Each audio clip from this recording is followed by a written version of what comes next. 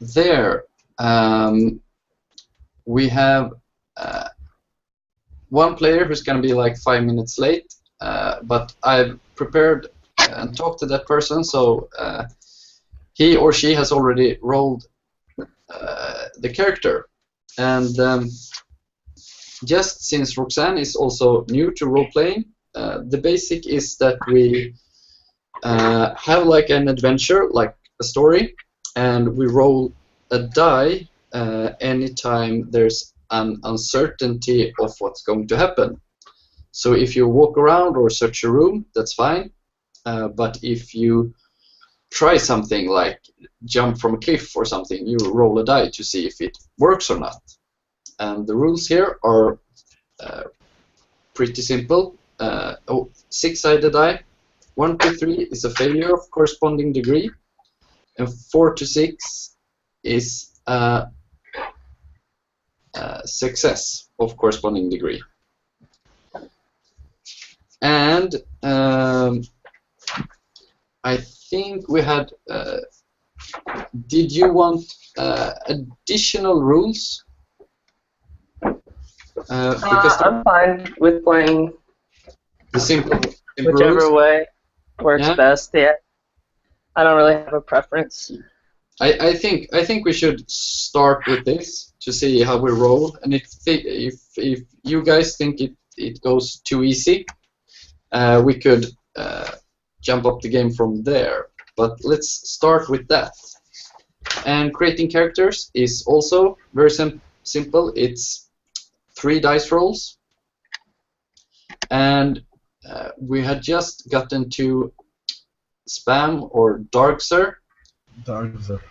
Darkser. I'm going to pronounce it correctly at the end of the game. You'll see. And you have we rolled your strength, and that means you'll get an bonus to your dice rolls, so it's more likely for you to succeed. And you have the agile, and that gives you 1 extra bonus to your dice roll if you take an action that works only then and there. So if you have like a sword with you and you try to hit with it, that's no bonus. But if you're on a lawn and you pick up some grass and throw it on someone, you get a bonus, because that only works there on that lawn, because there it's grass and it won't be on another place. The brave get a bonus point when you stand up for yourself in a manner. And the communicative, you get a bonus point when you talk instead of fight. And the diplomat, you get an extra bonus when you help everyone involved. Let's see if I can actually share this so it gets a little bit easier. Let's go up. There we have them. See if I can zoom even more.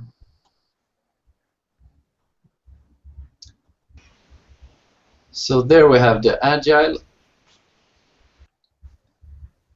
1 bonus when you do something that works contextually for your location, or the brave when you stand up for yourself, or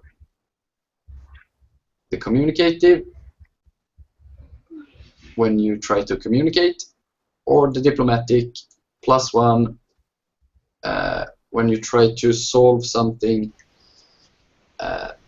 instead of bashing people's head, when you try to make a good solution that works for every party involved. Spam, do you have an idea? Yeah, I will go with brave. The brave. Add 1 when you stand up. Yeah, Yes. I don't think, based on how my character looks, it won't be too diplomatic or. Perfect. And let's see if I can. Yeah, I'll try to share your character. You had like you chose like an evil-looking spider demon something something.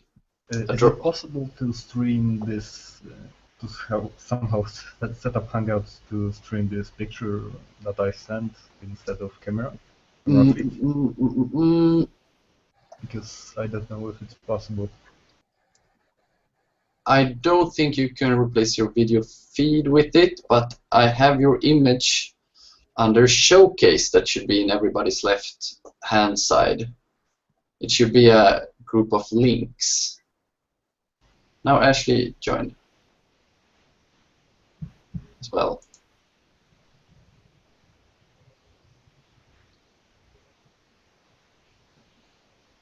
Okay, let's do this one. Okay. Hello, Ashley. Okay, it's gonna work itself out. Second roll for you, Spam. Let's do this. And we have, let's do, we're gonna roll it off screen, and you actually got a 2 here. Consensual. That means that you deduct 1 from any roll that isn't agreed upon by all members of the group. So if you try to divert from the team, you will have a penalty point to your roll. Yeah, let's go with that. It might be fun. And then you'll get a special ability.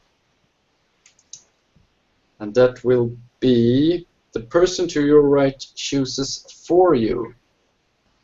So that would be Roxanne. The 4 abilities or special powers are, the first is lucky. You can re-roll 10 times during the game, any die. Or the empathic, you could take like a pet. Any creature you encounter, you can make your own pet. The 3, like persuasive, you could do like 10 Jedi mind tricks, so you can convince anyone of anything 10 times during the game. Or connected, you can ask 1 yes or no question to the cosmos that is represented by me, and you will get a truthful answer.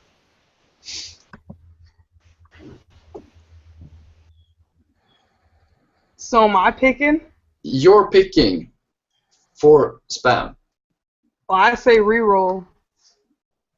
You say reroll. Let's go with that. And you get lucky. 10 times you can reroll any roll. Okay. Let's move on to Roxanne.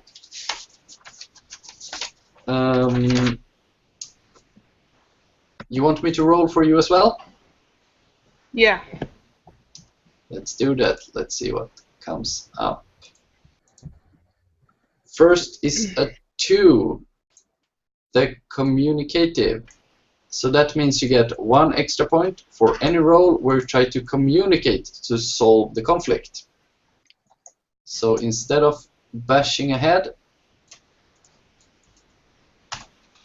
when you try to talk your way out of a situation, you get a bonus. And that's your strength. And you get the analytical drawback, and that means let me just read. Listen, think, then act is how to achieve long-term goals. The analytical might be slightly slow to react due to thinking, but is also able to make smarter moves. You always roll last in all situations. So that means when we take turns, you're going to be the last in the turn. And your special power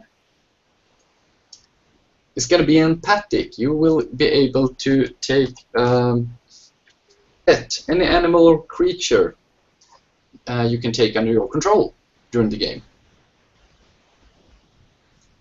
So if you encounter something that you would say that would be awesome if that was mine, that can be yours.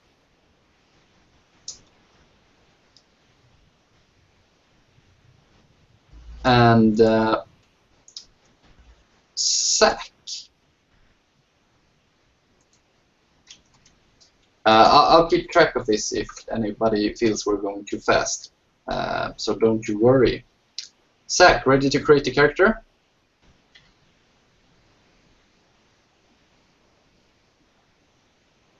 Hello? Sack?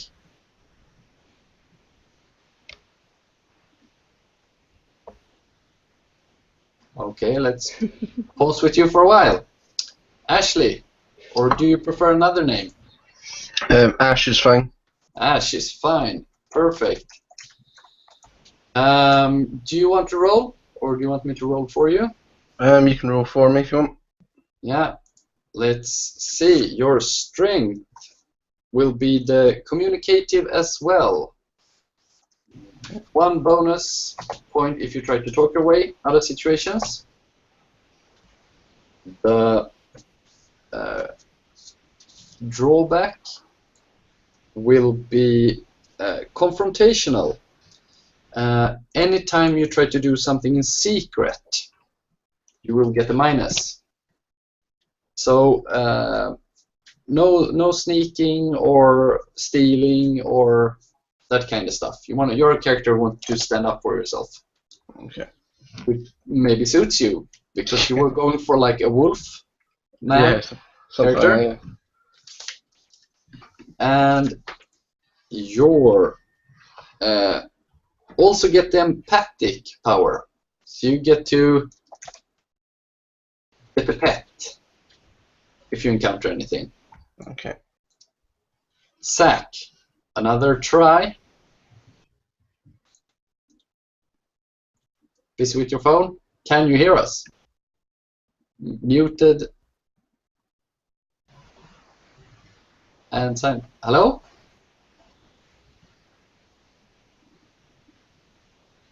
Did you join the hang and you're eating? Hello? Zach.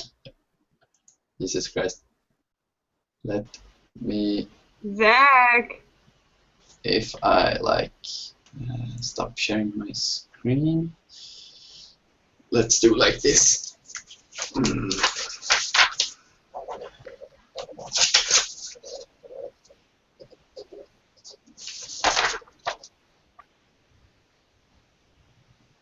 Do you hear us, Zach?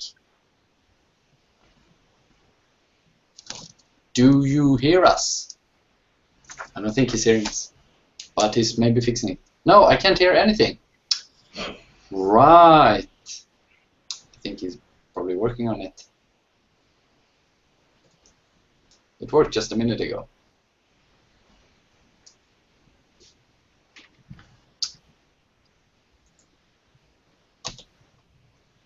And during the meantime, we have like a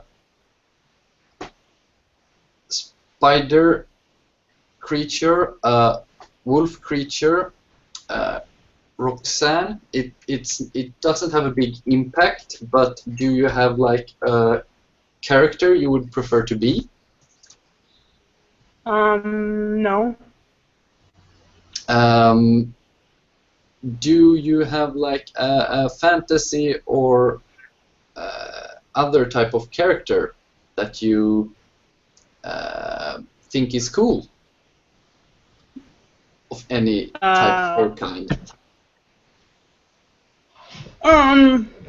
Like anything? Like anything. I don't know. A warrior, I guess. Some kind of somebody with a sword. A warrior? Like human or something superhuman? Anything goes? No.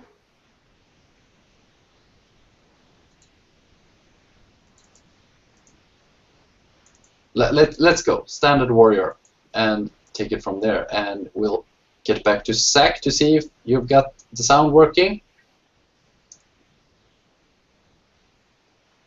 Okay, you know what? I'm gonna roll for Zach, and if he joins up, he'll get the information that he is also a 3. He's gonna communicate, so we have 3 people who get bonus if you talk your way out of situations. And he got the analytical.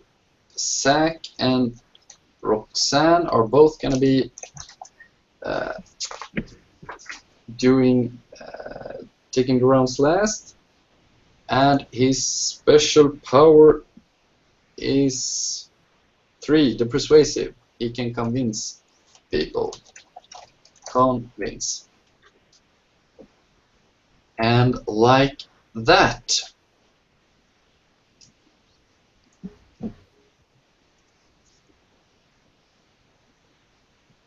So that the sound would be such a big issue. That's usually not the sound. He's rejoining. Let's see if that works.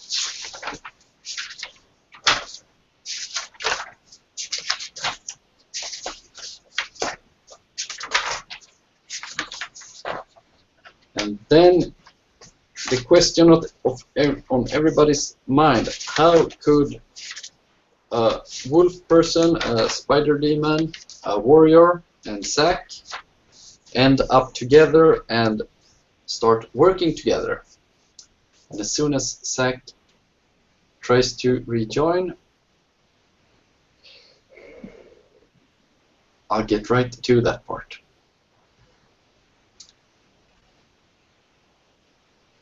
There we go. Does sound work now?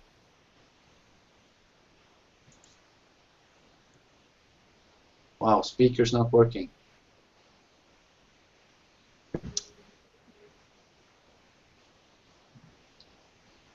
I know microphones are usually an issue, but speakers.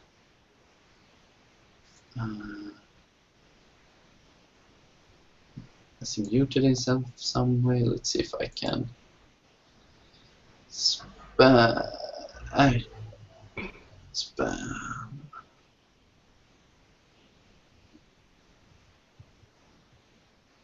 No, everything looks good here.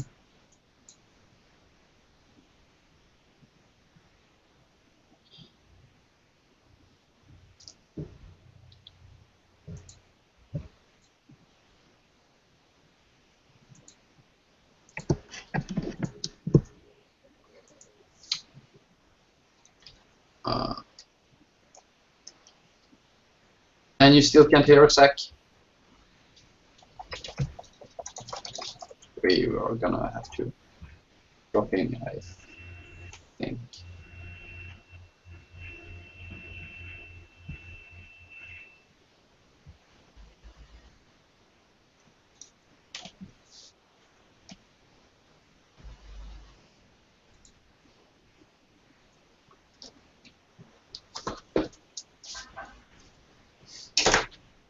Okay, I'm gonna go through the intro and I'll do the 10-second versions when his sound gets back.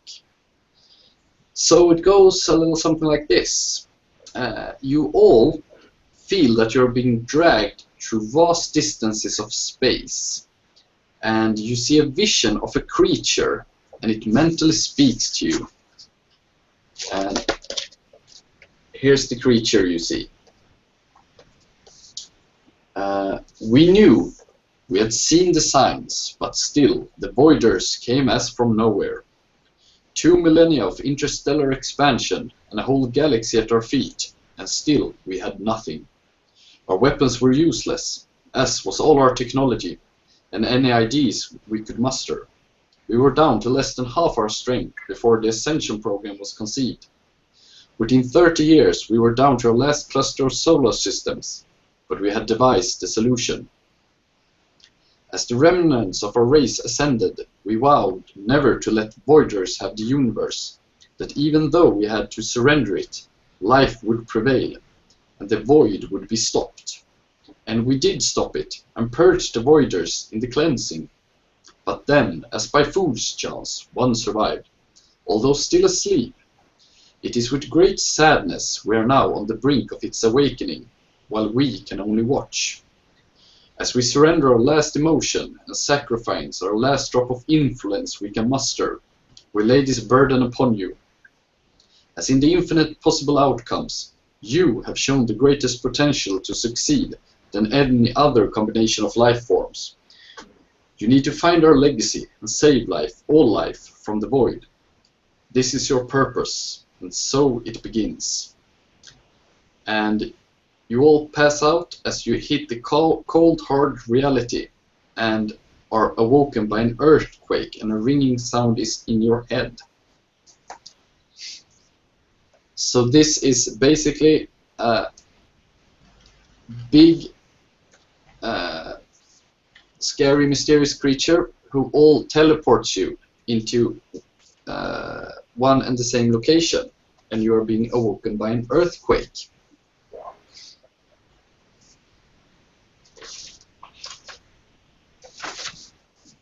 That's how it begins. How this location looks like. Yeah, so you wake up in a cave in a pile of rubble, and you all have no apparent physical damage but a ringing headache. And the strange instructions are burned into your memory.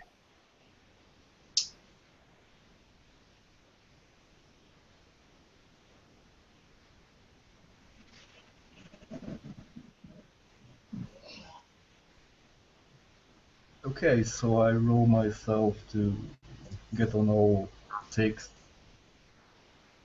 and I try to shake off this headache. My dreadlocks swing like crazy. Then I look around what's around me. And upon closer inspection, you can see that the cave you're in looks natural, but it's ornamented with candles and a good but not great or expensive painting of let's see, 3 red crystals. And on the painting there look like this, red crystals, 3 of them. And a reasonable deduction is that this is a shrine or a place of relative importance. Do I see other players around?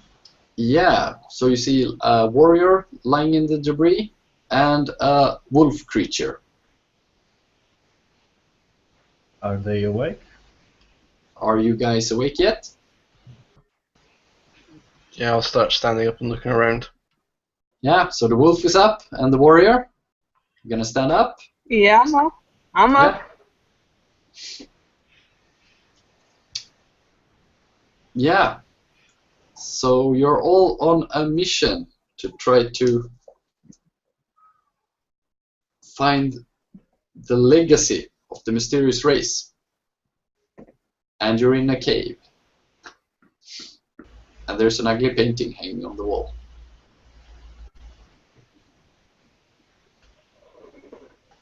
I'm going to take a closer look at the painting. Is there anything there? Or? Yeah, no, the painting seems pretty mediocre, and there's nothing behind it, and it's just hanging up on the wall. And yeah, that's basically it. There's rubble, and you notice an exit leading to another room as well. Can you guys hear me? Yeah, now we can hear you, Zach.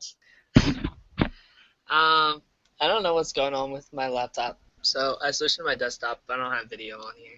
Yeah, but this works as well. So we rolled your character. Okay. And you got, let's see, so I get it correctly. You got, just to repeat the rules, anytime you try something, it's a 6-sided die. 1 to 3 is a failure, and 4 to 6 is a success. So it's almost like a coin flip. And if you try to communicate to solve a conflict, you get a bonus point.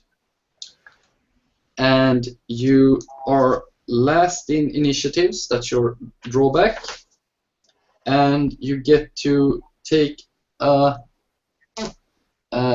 Jedi mind tricks during the game, so you can convince anyone of anything.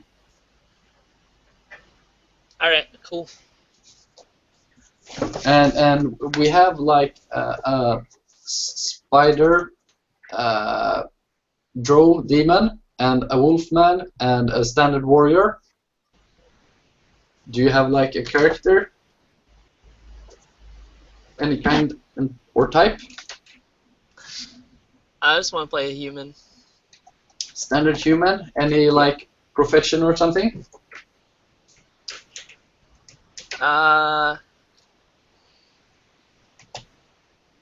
No.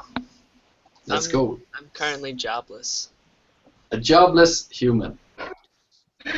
The fate of the universe rests on a jobless human. Let's go. So yeah, they have all woken up, and there's like a painting with 4 red crystals. And We did 3. yeah, but now there's 4 players, so now there's 4 red crystals on the painting. Okay. And yeah, you woke up in a pile of rubble, and you have basically concluded that there's not much more in this room than the rubble, the painting, and a way out. Alright.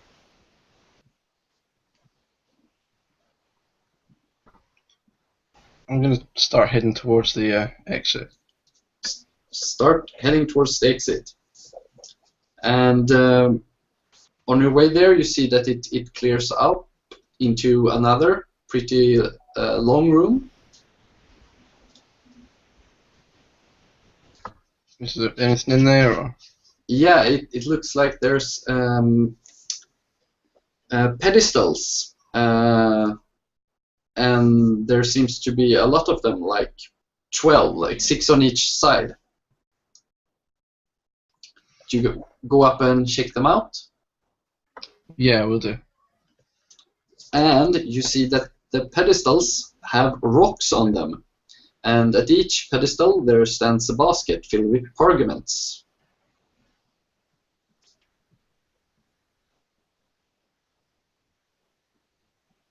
So there's rocks on the pedestals, and then there's a basket with ornaments next to it. Yeah, and parchments, like papers. Okay. Is Baskets. there anything written on the parchment? Or? Yeah, each parchment has contains the glorious knowledge of rocks, how heavy they are, their colors, their index in a seemingly made-up scale, how far they can be thrown, how they reflect light, and the personal story of how this rock was found here by a small team in the cleanup of this cave and the setup of this museum.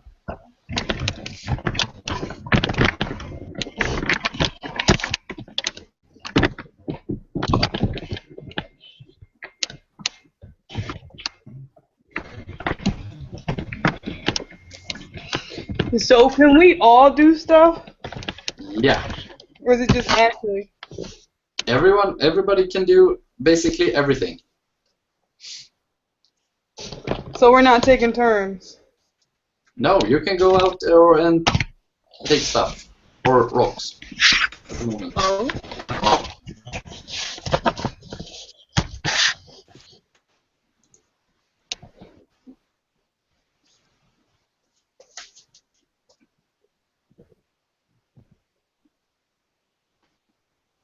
So,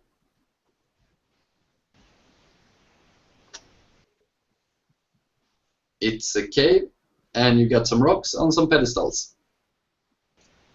How high is this cave? The cave is, you had a pretty big, like, spider thing, so you basically hit your head. So it's like, I'm only good in, like, the metric system, so like 3 meters. So basically higher than a very tall person. Is there anything else of interest in the cave? You check out the rubble in the other room and find 4 white crystals laying around there.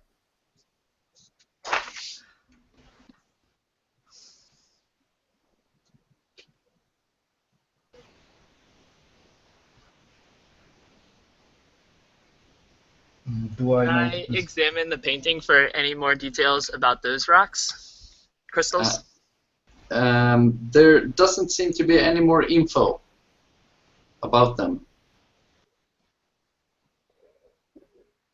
What about the papers, the parchment?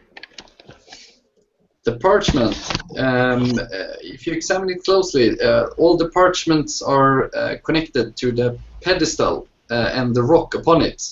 So there's like a small green rock, and that's described on the parchment. And on another pedestal, it's a whitish rock, and it's described there. And there's another one that's in another color size. And the conclusion is basically that this is a rock museum. Okay, so I'm coming out of this first chamber to this chamber with rocks and pedestals, and I say, so, what are your names? And I just go on about examining those rocks. I pick up one, see how heavy it is.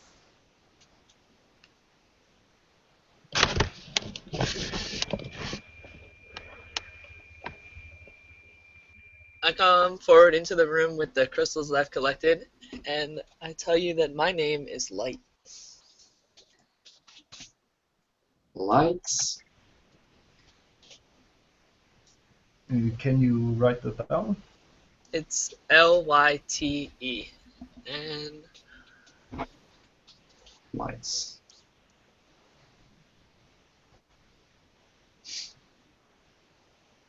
Good to meet you, Lights.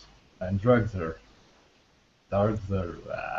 You can't even pronounce your own name. That means it's difficult.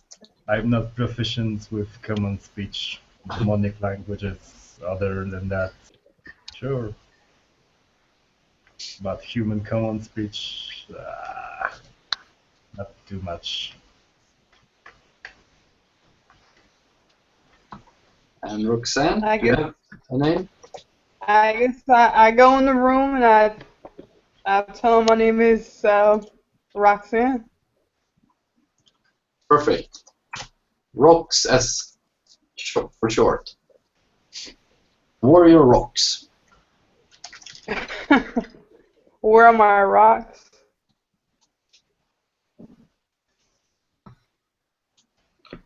Turn says, good to meet you all, and my name's Baylor. Hey, Baylor. Baylor. Okay. So you'll notice that there's an exit further down this room with the pedestals. And from the light that comes from it, it looks like it's an exit outside. I propose that we move forward as a group and leave the Rock Museum behind. By the way, what kind of equipment or clothing do we have? Yeah, and that's actually up to you.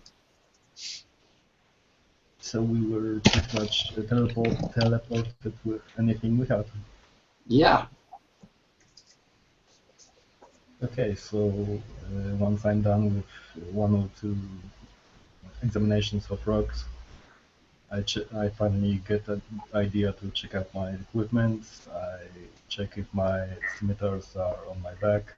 There are 2 large ones that either can be wielded with 2 hands or with one of my bigger hands.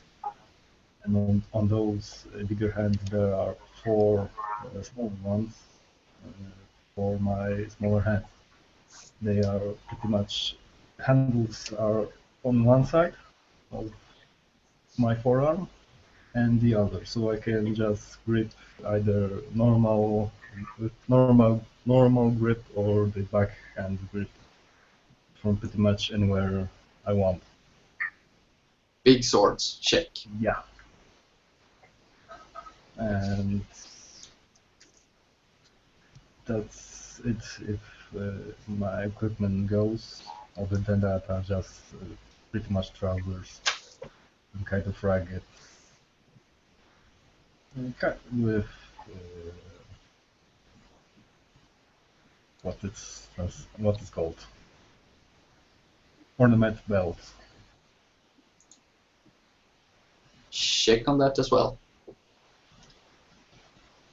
Okay, so you guys are deciding to move out of this rock museum? Sounds Yes. good to me. What if there's more rocks in the cave? No, it's man-made, so it's not a perfect cave, but it's pretty cleaned out, other than the rocks on the pedestals. So, yeah. All right. So, you make your way out, and you come out of the cave, and it's a pretty large clearing. So a big grassy area with dense forest surrounding it. And there is a sign next to the cave that says Museum of Rock. And you can, some further down, see there's a rocky, like a rock-laid path that goes from the museum and into the forest. And some way out on the grass, there's a stone and there's a bunny sitting on it, and it seems to be watching you. A bunny? A bunny seems to be sitting out on a stone.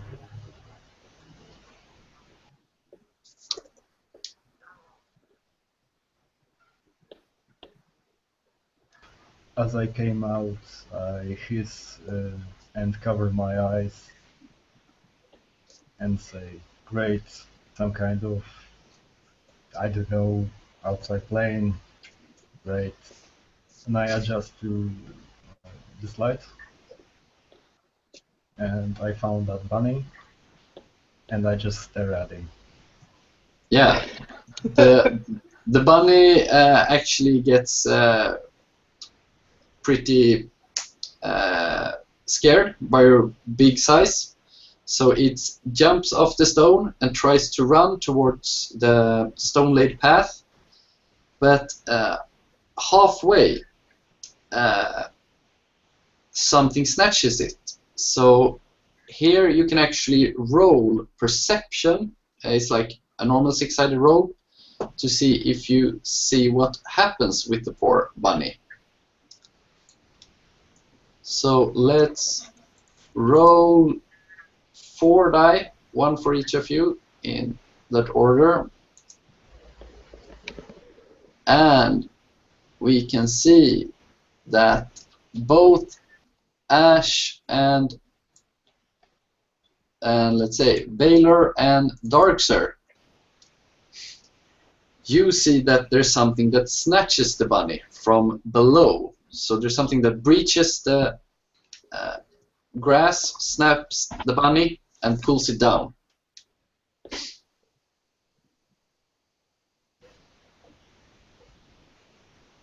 What do I see?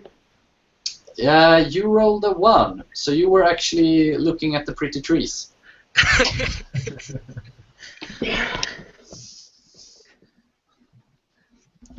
And you ask the others. You turn around and you're like, hey, where did the bunny go?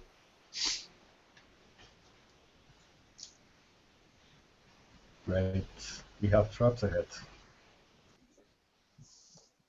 We might consider stepping lightly. And as I say it, I kind of start to walk carefully to that road. Yeah, the stone-laid path goes directly from the cave. Ah, yeah. So you can just keep on that. And Does anybody try the grass, or do you all keep to the stony path? I want to try the grass. I stay on the path. I'll I want to. Do I have a sword? I don't know. You can have a sword. That's no. You're Well, a warrior. I want the sword, and I want to go check out whatever they said happened. You're gonna like walk straight out to where the bunny disappeared, or like are you gonna stay on the stony path and like poke the grass? Well, I'm gonna be cautious. I'm gonna stay on the stone, and I'm gonna poke. I'm gonna poke at the grass with my sword. And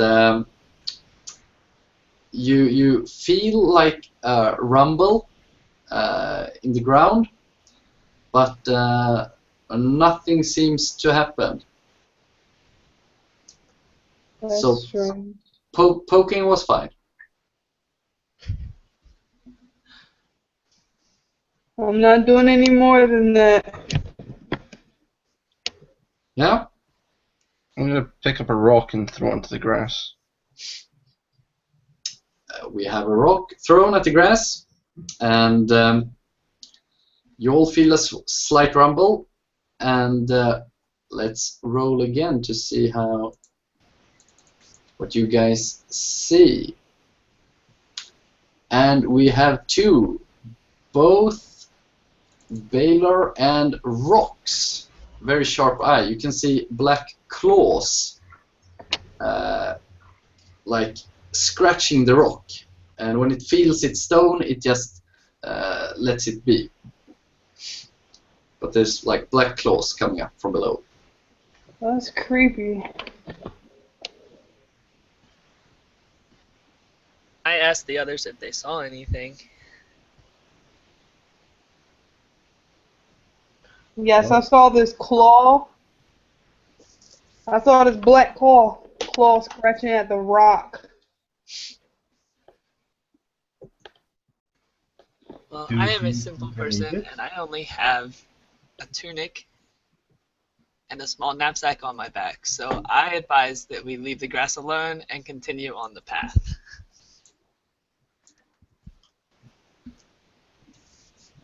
I agree. Let's get out of here.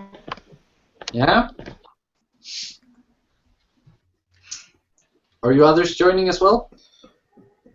Yeah, I'm happy to follow, but I'll draw my sword just in case. I'm kind of reluctant. I was thinking about hunting down that something, but yeah, I go on. Yeah. So, the stone path takes you to a pretty dense forest, and the forest clears up a bit, and you can see some distance down there looks like a village that comes up.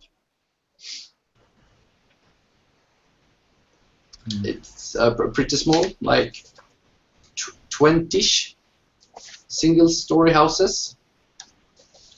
That's about what you can make out from this distance.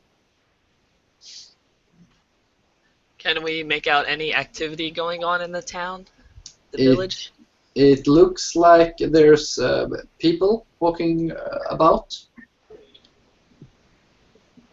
But yeah, just a few. It's like midday. I start heading towards the village. Yeah. You guys join him? I'm right behind him. Yeah, I'm follow. I'm continuing on. Yeah. So you approach, and you can see that the houses are made with clay walls and straw roofs. And there seems to be a main building with the text Tavern Hall, and a secondary building beside it with the text Rock Headquarters. And from what you can judge at this distance, it looks like it's just farmers and woodsmen living here. And I want to investigate the Rock headquarters. Rock Headquarters.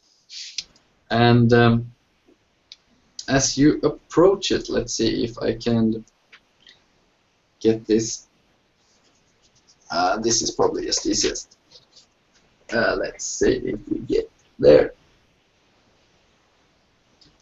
As you enter the rock headquarters, you are greeted by Sten. This guy is sits there and greets you like pop, pop, pop, pop, pop, pop, pop, pop, pop, pop.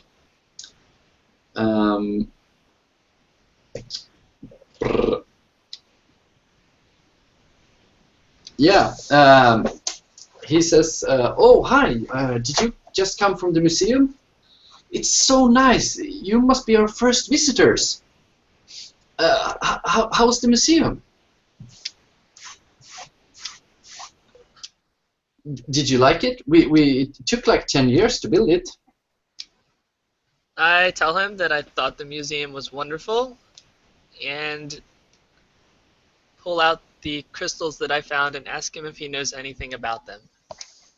Oh, he looks at them and says, "Wow, white crystals! I've never seen any white crystals. I'm really proud of the 4 red crystals that we had on display in the inner room. It took years or even decades to find those.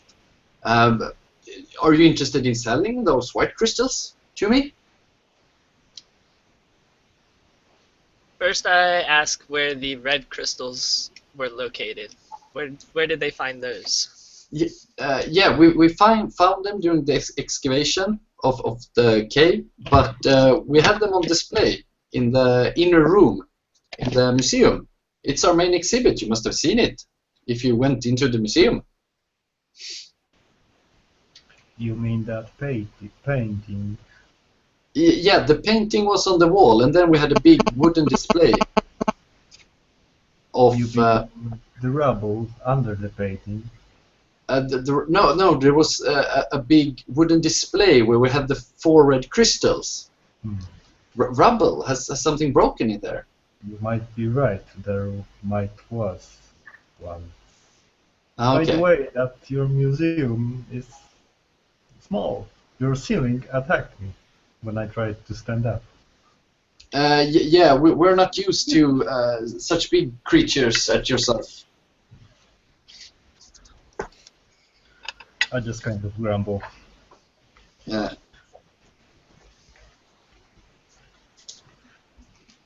Yes. So, you can all hear a crash from deep inside the headquarters. And let's roll perception again for you guys. And let's see, I'm gonna just change the order of your names in there. Like, Darkser sees like a person turning a corner, and Lights can even see that it's a cloaked person carrying something that turns a corner inside the headquarters.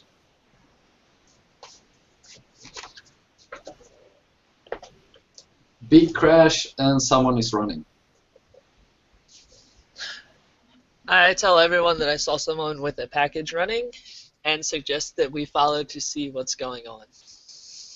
And you guys can already see that Sten is already upset and runs in the direction. Yeah, I follow. I draw 2 of my smaller scimitars with normal grip, and I just go for it. Yeah, so you all come to the end of the rock headquarters, and what's pretty remarkable doesn't seem to be an exit at the end. So it just it's a, what do you call it? A dead end. A dead end. And do any of you have any like magical abilities of any kind? I do not. I can have, since I'm kind of part of demon, I might have a sense for magic, as in I can tell if magic was used, but magical abilities that I can cast, not too much. Rox, are you a magic warrior or just a warrior? Oh, I'm not a magic warrior, but I can pick up things. Sort of a Guess magic I warrior. learned. And how about Baylor? No, nothing magical or anything like that. Just, I suppose, keen sense of smell and hearing. So let's roll 2 dice. One from Darkser and one for Rox.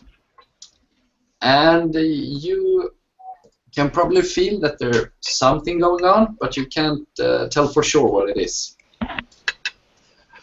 But you can all hear Sten going on, and he says, oh, it must be the Silent Sisters. No one else can disappear like that. But why would they be after our research? He points at the shelf, and there's apparently a book missing. Unless we were really onto something. Yes, I mean, no, we really need that research back. If the sisters want it, the rulers will want it. And they would reward you handsomely if you get it. Who are the Silent Sisters and who are the rulers? The Silent Sisters are those who steal stuff all over this country. And the rulers are the rulers of Arbes, this country you're in. They live in the capital. What was this research? What was in that book? It was glorious. It was all the rocks. It was 5 decades of rock knowledge. What they want with it, I don't know, but maybe it could be the color-coded shards of granite, or maybe about the crystals we discovered. And I don't know actually, but it's fun stuff. Yes, extremely. I yawn. Just be loud. Yawn. And I shake my head.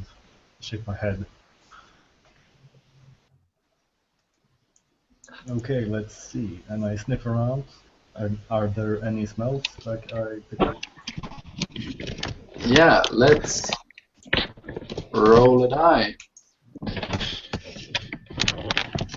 And you absolutely, your demon senses activate, and you can smell a person, and it's female. And you also probably get, since it's a 6, it's a total success. You can sense that it's probably someone who spent some time underground. Do I remember this smell and I can recognize it later? Yeah, sure. Okay, so I talk to almost. I have smell of thing that was here. Let me check something, and I run back out and go around the house.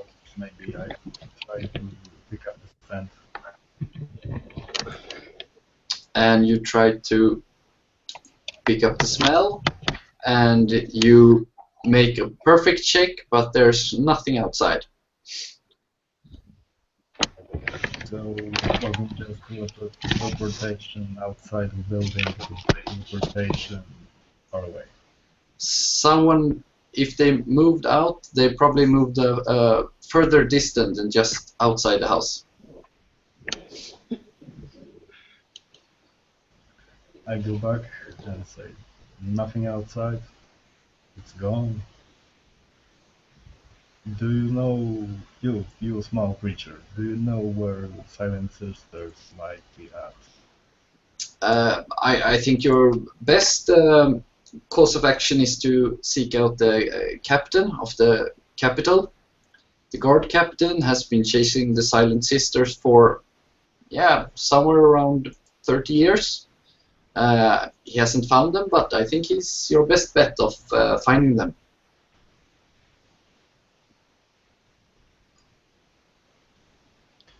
How far away is this capital? It's basically 7 days march north, straight north from here.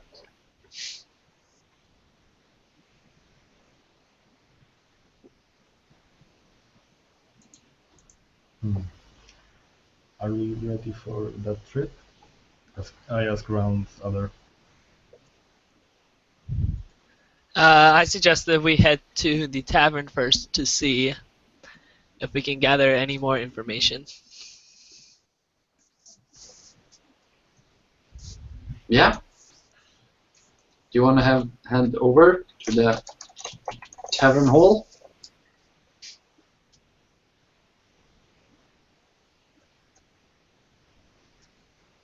Good idea, we might need supplies. And I allow someone to lead the way. Yeah, you make your way to the tavern, and it seems like a place to eat, drink, or crash for the night. And there's a bartender serving.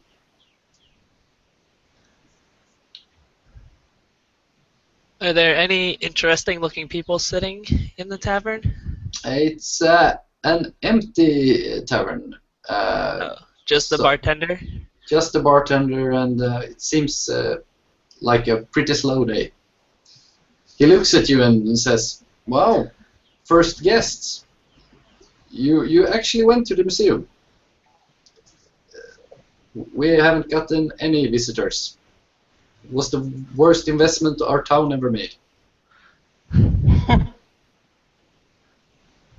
I don't blame you. The ceiling was attacking me, so yeah, it was bad. Yeah. And I still have those two swords drawn, because I just forgot to put them away. Mm. Yeah. Tip word from a citizen: try to avoid the people in the rock headquarters. Don't ask them questions because they never stop talking about the rock stuff.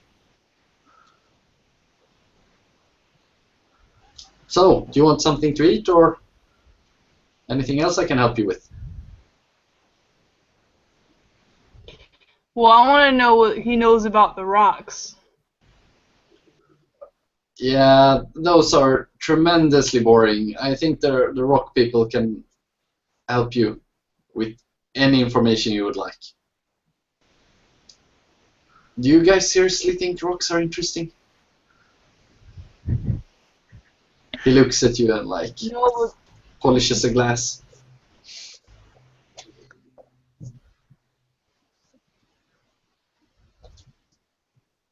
I live on a plain with pretty much that is all made out of rock. So yeah, it's boring.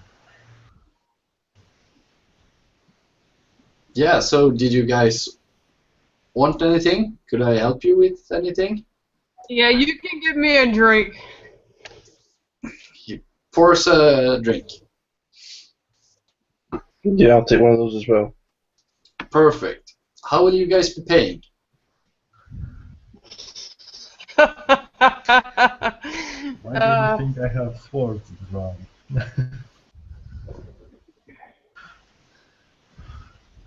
I'll pull out some gold out of my pocket and hand it over to him. Yeah. See, seems good enough. I bet the rock headquarters can help me value this. Looks nice.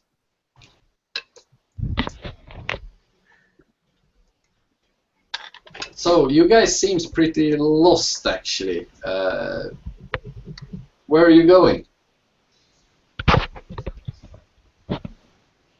I tell him that we're planning on making a trip to the capital soon.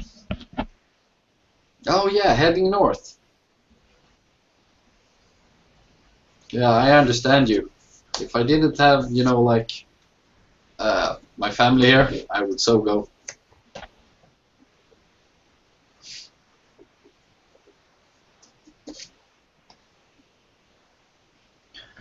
How close am I standing to that barkeep?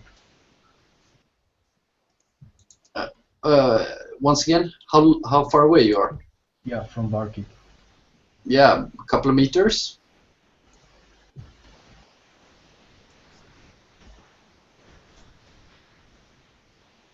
I come a little bit closer and say, so do you have something to eat?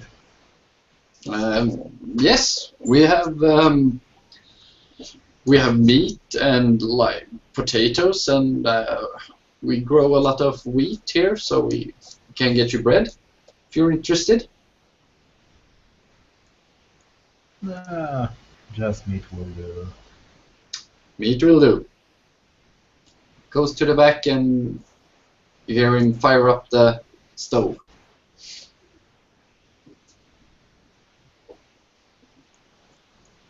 You hear him shout, "You did want it cooked, right?" Half of it cooked, half of it not. Let's see, what do you have to eat? Let's see which one will be better. And I grow a little bit.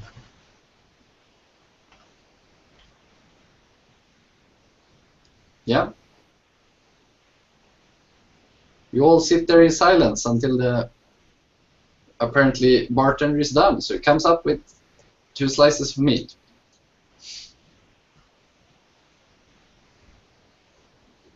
What's your name, bartender? My name is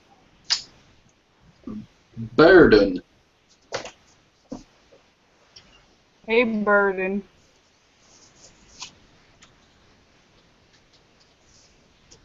Hello. Have you noticed anything strange going on around here recently? Like weird things in the grass? Oh, did you mean the jogles? Yeah, it's important to stay off the grass. Those suckers can pull you right down. You know, we have lost a lot of good peoples, you know, people like falling into the grass and such. That's why I have these like stone shoes. He points at his shoes with big stone soles. Well, what are they? Jogles, they're like insect creatures, like big black, lots of sharp teeth, lots of claws. We haven't caught any of them, but I had a cousin who fell on the grass, and I got a pretty good look at it. Yeah, keeps you awake So at no night. one's ever killed it? Yeah, we try to stay away from them. It's pretty hard because they just like go up for food. And that's usually one of us, so we try to avoid that.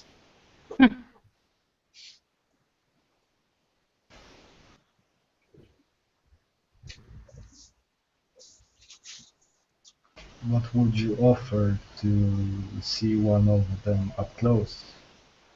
Yeah, I would probably not offer anything, but I bet there's people in the capital who would pay for that. There's, you know, like scientists and stuff who would like to get their hands on a juggle, but it's pretty dangerous if you ask me.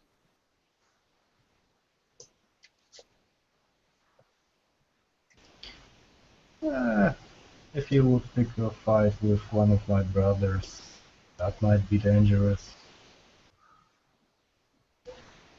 But we shall see, we shall see.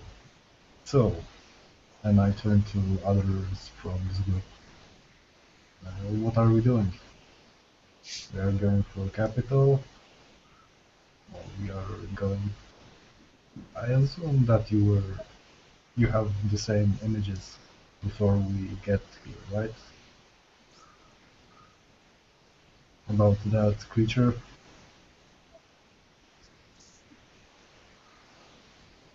In a dream.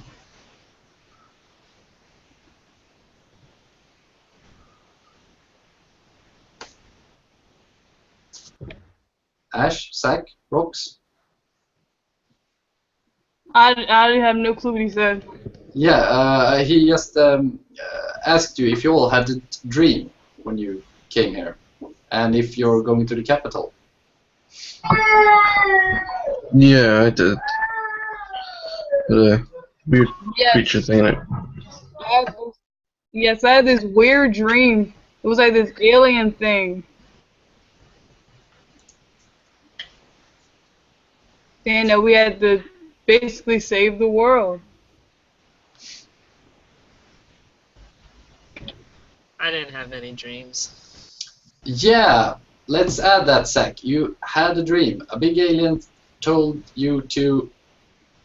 It said it sacrificed itself to teleport you into that cave, and your mission is to save the world with this combination of people.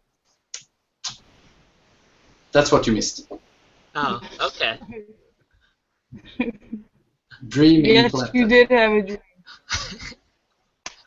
It just came back to me. Just came back to you.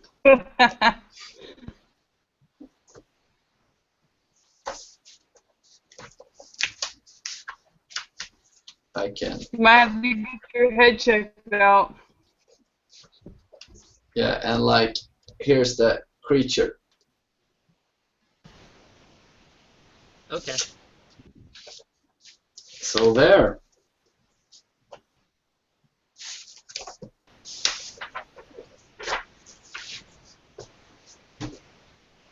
But yeah, let's head for the capital. Do we have any supplies for the journey, or are we going to scavenge along the way? I posed that question back. Do you have supplies? I don't have any supplies. How many days is it gonna take? How far is it? 7 days journey. And I actually have this info right here. And it's a journey of 150 kilometers or 90 miles. And that's about a week's travel. Barkeep, do you have any maps of this land? Not on me, but I could draw one for you. And he, let's see, draws one up.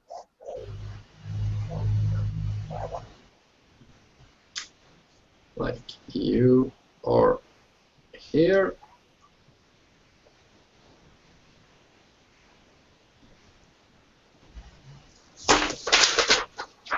And he draws one up for you.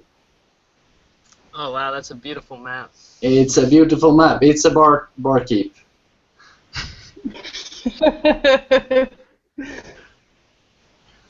I get my head closer, I sniff it.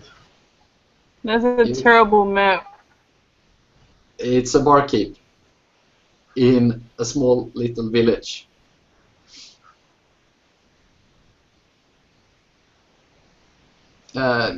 Did you smell the map? Yeah. It smells about the same as the meat you just ate. He probably didn't wash his hands. I didn't eat it yet, so no worries. No worries. So there's the map.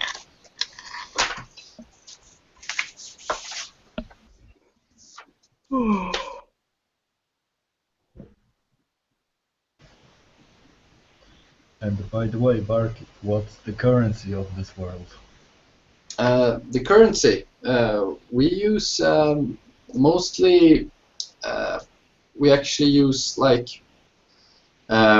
money. We just call it. It's like this paper value, and we have this big organization in the capital who keeps the credits for us. So I have like a tab for everyone here, and then we have. They're actually called the Golden Sons. One of them come here and settles all the debts for us, and they like our bankers.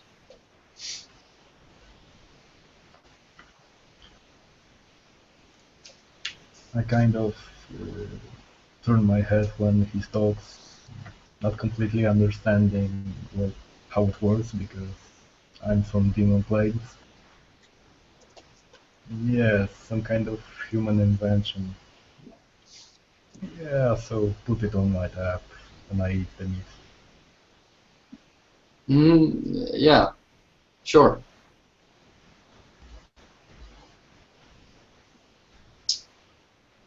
He verifies that the gold he got from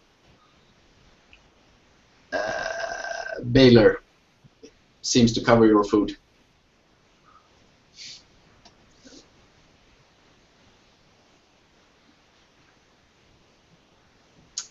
Yeah, so did you guys want to get any supplies or start to travel? I'm good. I think I can hunt something for myself.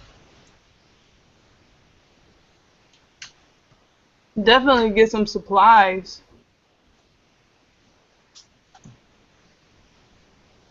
Does anybody have any supplies, or do you want to acquire it? All I have is my sword and some money.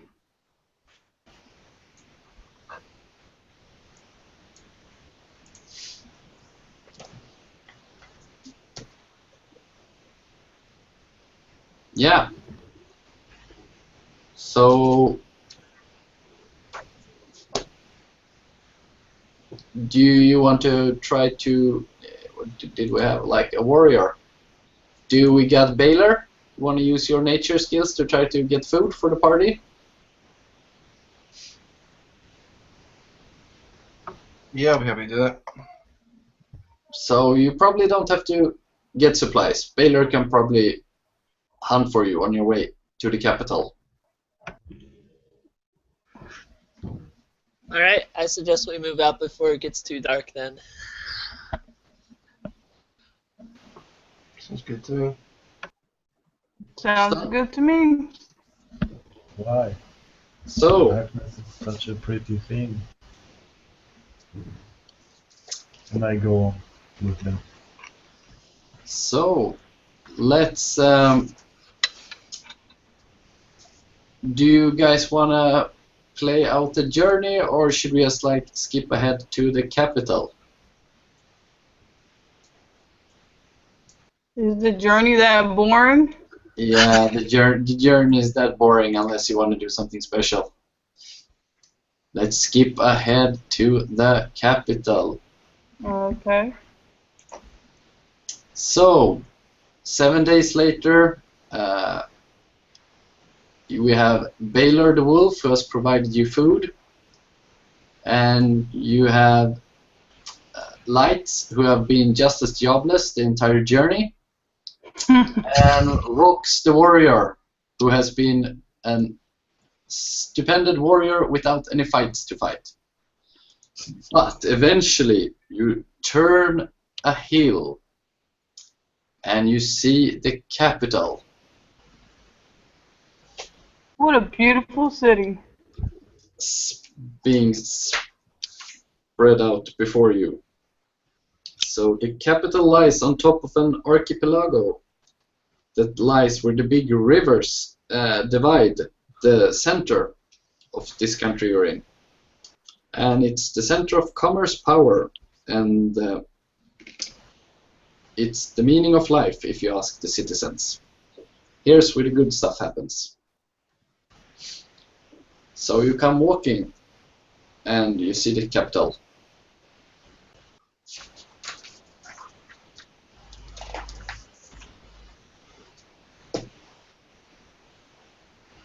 Do you guys keep on walking? How big is this? So city? we're Yeah. coming from where that gate is at. Yeah, you're gonna come through the gate down here. Mm. Let's see. Gate down here. And the city, it's yeah, the small little building down here is basically a big house. So the small dots here are humans or merchants. So the house is like a 4 or 5 story house over here. So it's a really, really big city. It probably takes like at least a day to travel from, if you like walk from one side to the other.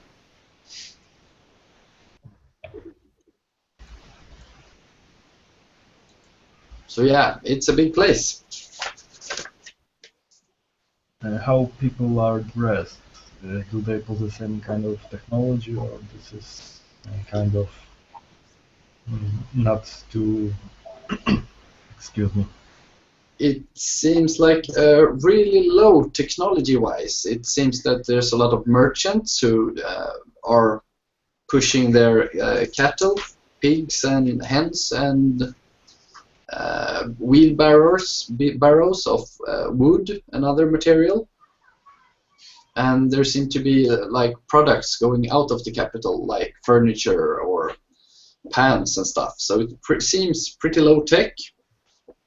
And there are you see guards standing at the entrance to the capital with armors and like halberds, like long spears.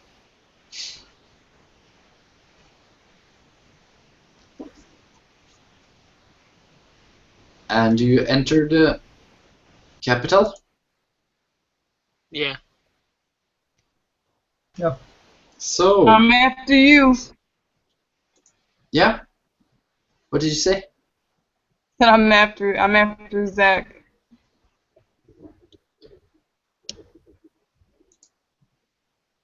What? Did you want him to get a job, or?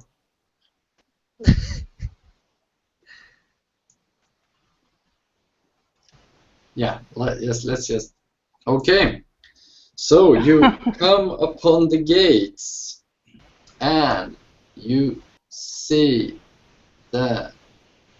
All right, let's scroll back here. Like, you come upon the gates, and you see a guard. And let me pull up the image for it. Boom, boom, boom, boom, boom.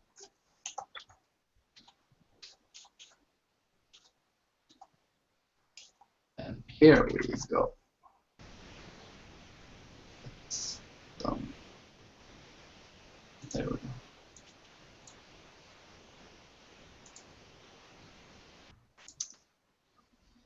So there, you meet Sean de Bona, the captain of the guards, and you can, as you approach the big gate to the capital, you can see him standing there and discussing with the merchant and the merchant's pig.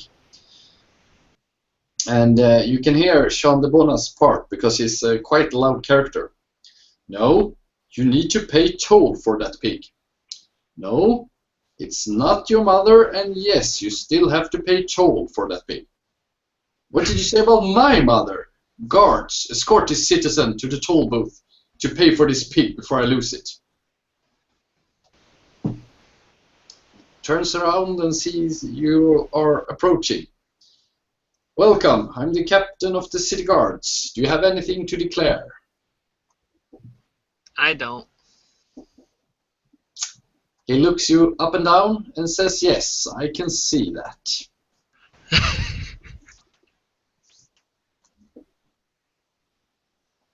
I just try to walk past him. Yes.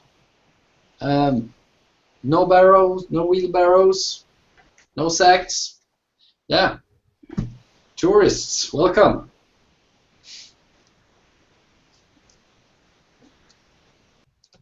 Yes, welcome.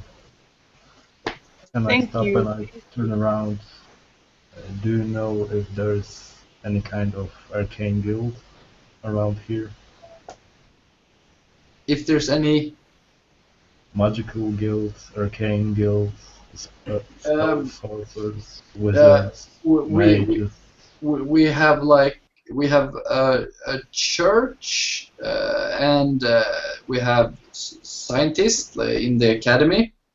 But are you talking about the Silent Sisters? I've always suspected something was off with them since I haven't been able to catch them. Do you have any lead? No, I'm looking for one. Oh, yes. We have a big reward on them, the Silent Sisters. The reward is 10,000 gold, or the equivalent. It's basically equivalent to quit your job and start writing that novel that you always wanted to write. And I haven't gotten very far with the investigation. I have a long list of stolen items and basically witness accounts who all claim that their goods are lost.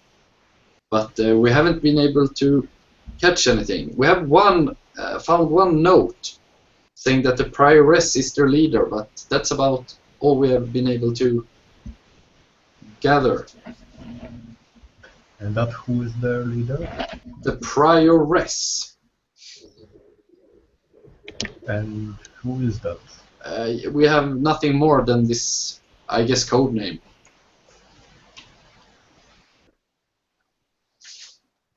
Can you write that down in chat? I'll write it down. The prioress.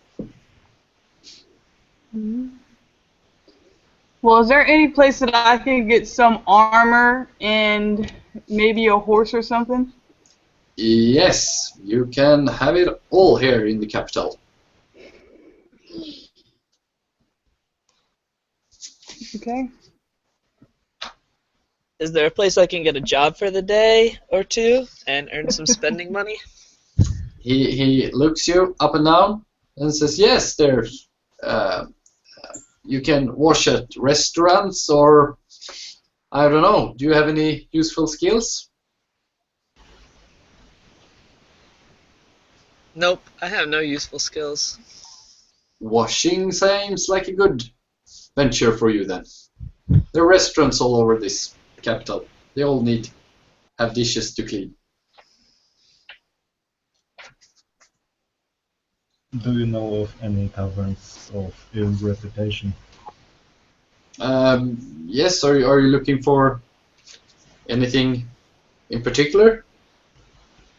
I don't know, some kind of den of thieves or thugs that I can persuade them to talk to me.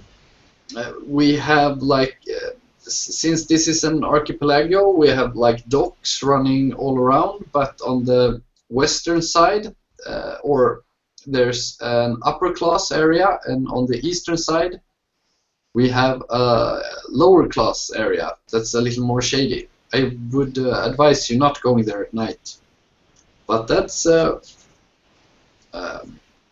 basically all there is.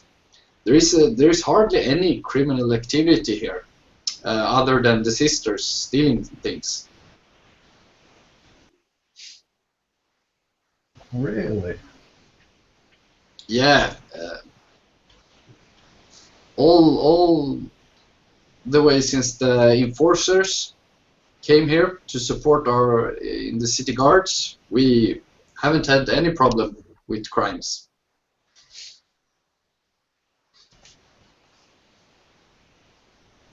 And who are those enforcers that you speak of?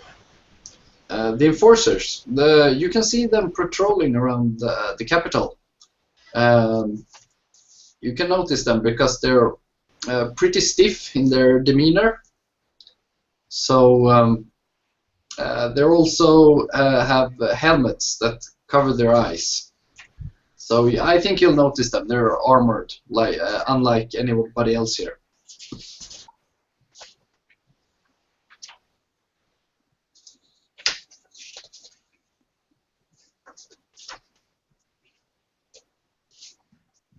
So, what should we do? I ask other people from the party. Let's I head into think the city. that we should take a day or two to just kind of get the lay of the city, figure out where everything is, find a place to stay, and then figure out what we want to do from there. And I'm gonna roll a perception check on all of you. And Rox actually got the lowest, so the other two of you, you can check her back and see that there's a message. It's like a note hanging on the back of her.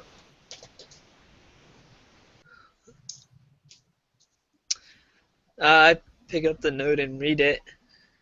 And it says, we need to talk. You're being misled. Meet us at the Sinking Seaman Inn at the lower part of the docks in 2 days' time. Signed, the Silent Sisters.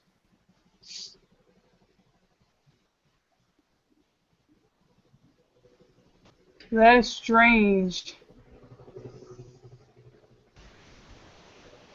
Well, I think that we should meet with them. Like to get both sides of the story. Yeah, worst case scenario, they will take us to their leader, and we can just catch them.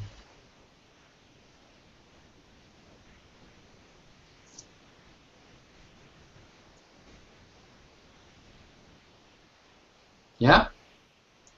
Yeah.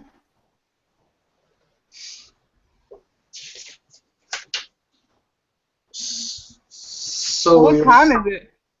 it's about noon, and there's a lot of people passing you with what do you say? Products and produce going both in and out of the capital.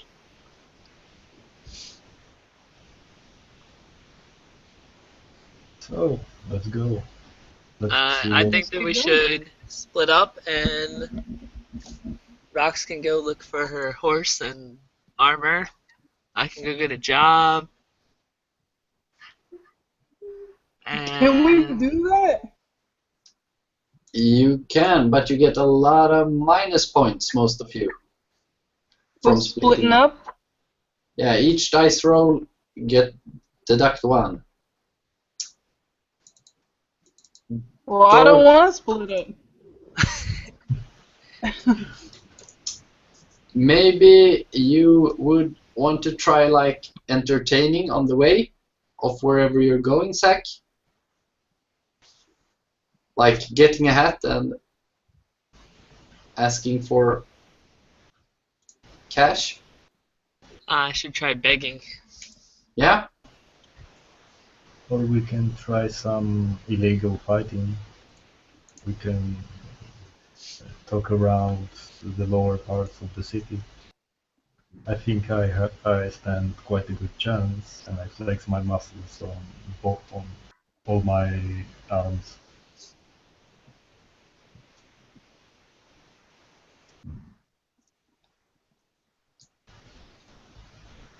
So do you all want to try to gather some cash before you go anywhere?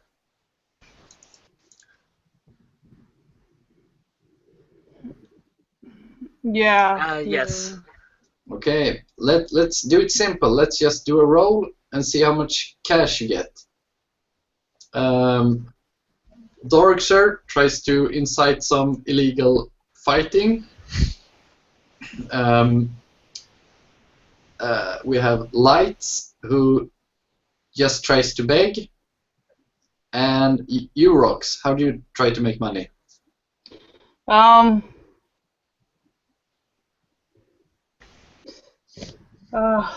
guess I have no. What does warriors do to make money? Offer your How about services. Anything that needs killing or something. I don't know. You offer your services as a bodyguard. A bodyguard or a bounty hunter or something. I don't know. Let's see how it goes. And we have Darkser. You have an awesome success. You start the fight, manage to like trick everybody in, who starts betting into really crazy odds, and they bet against you, and you like fold from the fighting, and manage to get away with quite a sizable sum of money. Rox managed to sign a contract for 10 years as a bodyguard, but you don't have to activate it right now, so you can like join the family at a later point. Okay. And Zack hasn't earned a penny, or rather 1 penny, and that's it. Well, how much would I make with this contract? Yeah, it's a 10-year contract and you cashed it in now, so you can buy basically what you want.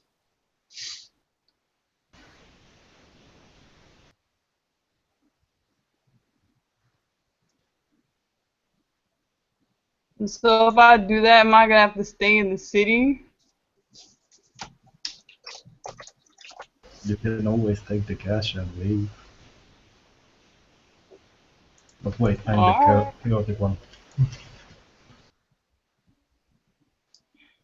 Yeah, so you both have tons of cash now.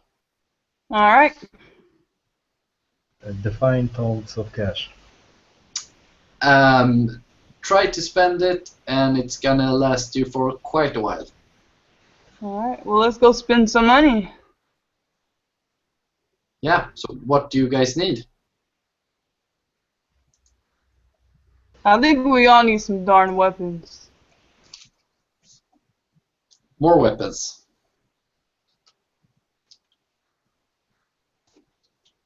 I think you would need an armor.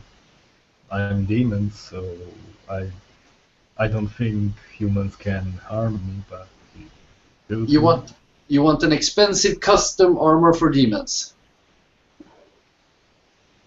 Do they have such armor in display? They can probably craft it for you, for, you know, like go to a like armor tailor, takes your measurements. Yeah. He says, I'm just yeah, gonna no go worries. along with the rest of the group because I am poor and cannot afford anything. I will lend you some money, Zach. We're a team.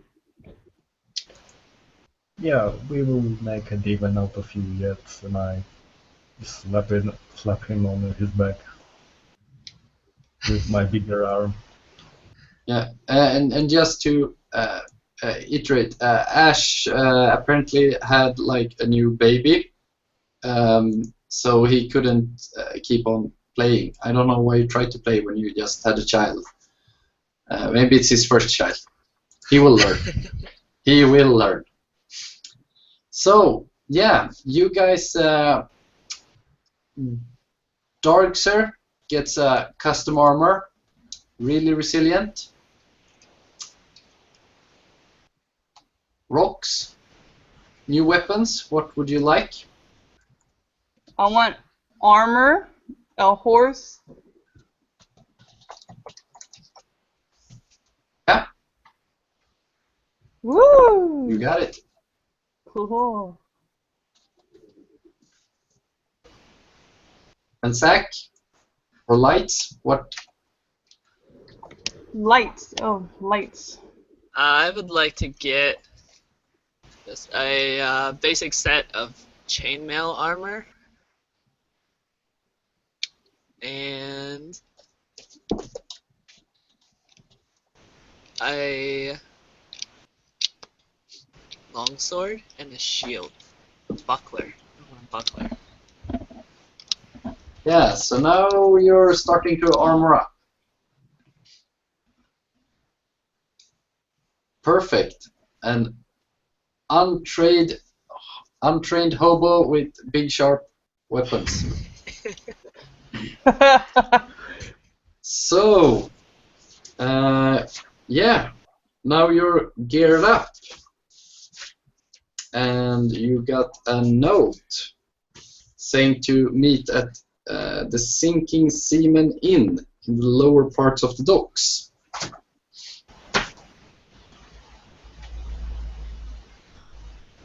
What do you guys want to do?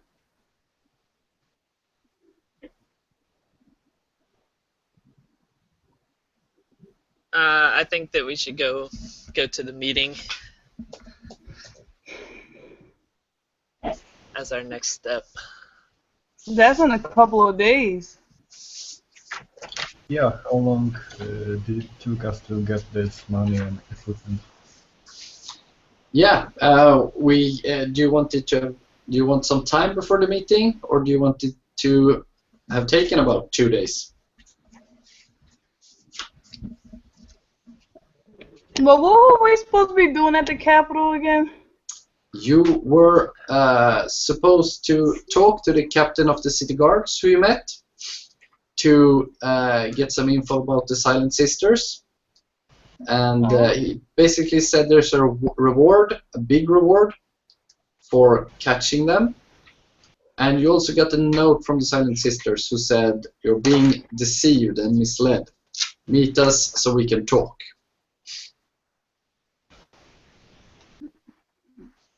Alright, well, let's go.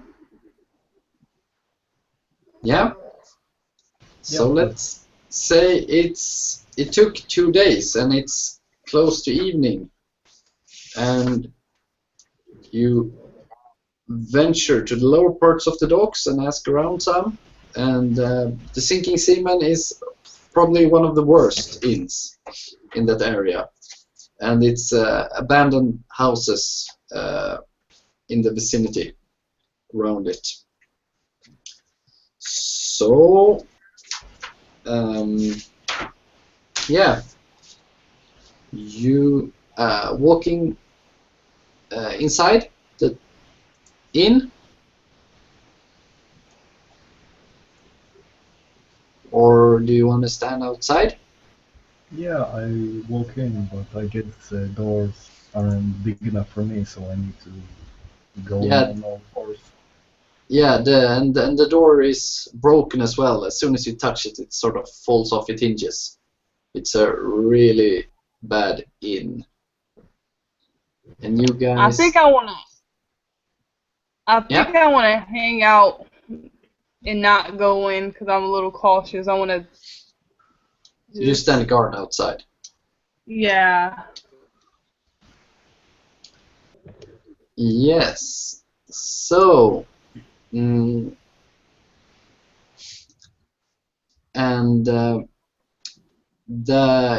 as you walk inside, you can see it's a really dark and murky inn, and the cleanest available table you can find is really sticky from both spilled drink and breadcrumbs.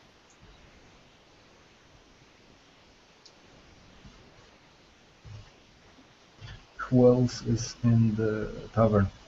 It seems like there are sailors or men working the docks, and they all seem either intoxicated or really tired.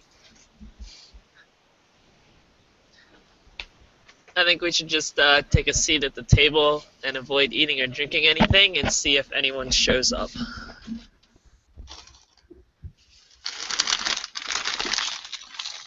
Yeah, sounds good to me. As you sit down, you feel that your pants like get stuck to the chairs because they're also filthy from spilled drinks. Oh. And as I sit down, because I'm heavier, can chair break? Yeah, if you try to sit on the chair, it will probably break. I think Yeah, you were so like do just 350 pounds or something. Yeah. break a chair, then I grumble with distaste and I throw the parts of the chair around out so I can sit on the floor. I don't aim at anyone, but I don't care if I hit someone else or not. Yeah, it seems like a really crappy place to be in, so it actually seems kind of normal for this kind of destruction and damage. Nobody actually cares. But rocks standing outside on guard. Let's roll a die to see how you go. And you can actually see a beggar sitting some way down the street who rises up and looks at you and starts walking over to you.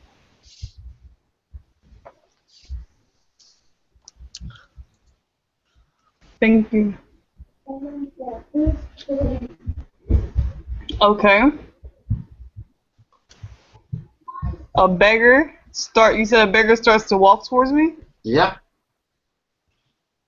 I walk over and say, "Hey, what's up?" The beggar leans in and asks, "What's the password?"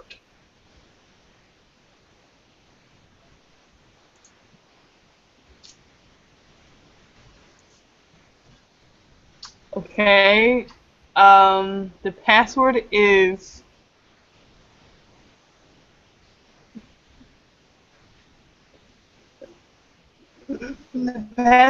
password.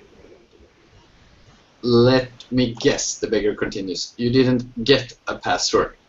And he starts rambling. How am I supposed to do my job, verifying your identities, if I'm not given anything to work with? I mean, we're the most secret group, and we're risking our lives every day. Ah, come on, I thought there would be more of you. Are you alone? Are you alone? No, I think I saw two of your companions going into the inn. Do you want to ask them to join us?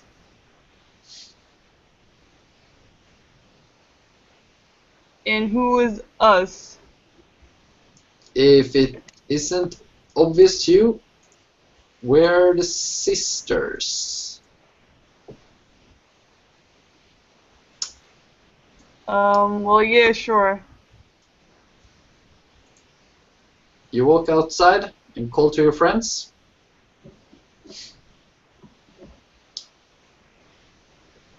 Yep. Lights and dark, sir.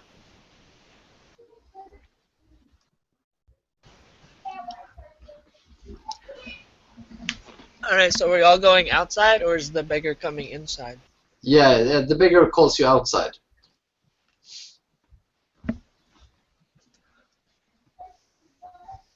Come on out, lights in Dark, sir. other guy. Dark, sir. Alright, so I go outside with rocks. Yeah, I come out too with one quart warm brown in my hand. Yeah, so the beggar leads you outside and into one of the abandoned buildings next to the inn, and a portal opens up, and through which you can see a dim blue lit stone floor stretching out between you and a woman sitting on a throne. And the beggar says you have been granted an audience with the prioress. Let's see if we have.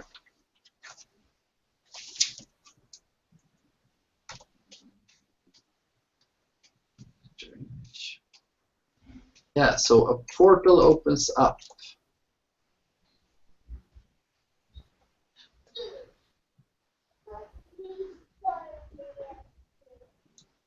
Yeah, I'll look around about my group mates, and it seems like it's going too easy. But yeah, let's go. Yeah, so the woman on the throne speaks. I can hear you, you know. Uh, just step through and we'll continue our conversation in a more private location. If I wanted to capture or harm you, how hard do you think it would be to just open up a portal below you and have you fall down into a cage or anything else? I'm perfectly safe. Come here. I guess it would be easy enough, and I walk to the portal. I I do follow. too.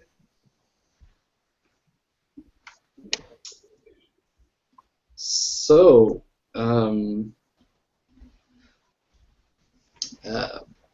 you ventured through, and you can see that you're in an underground room. It's stone-laid floors. It's lit by blue lights, and it seems to be a cellar or a dungeon of some sort.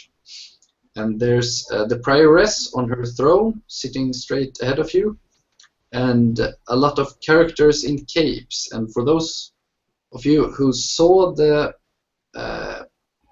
caped character in the beginning from the Rock's headquarters, it's the same kind of cape. So,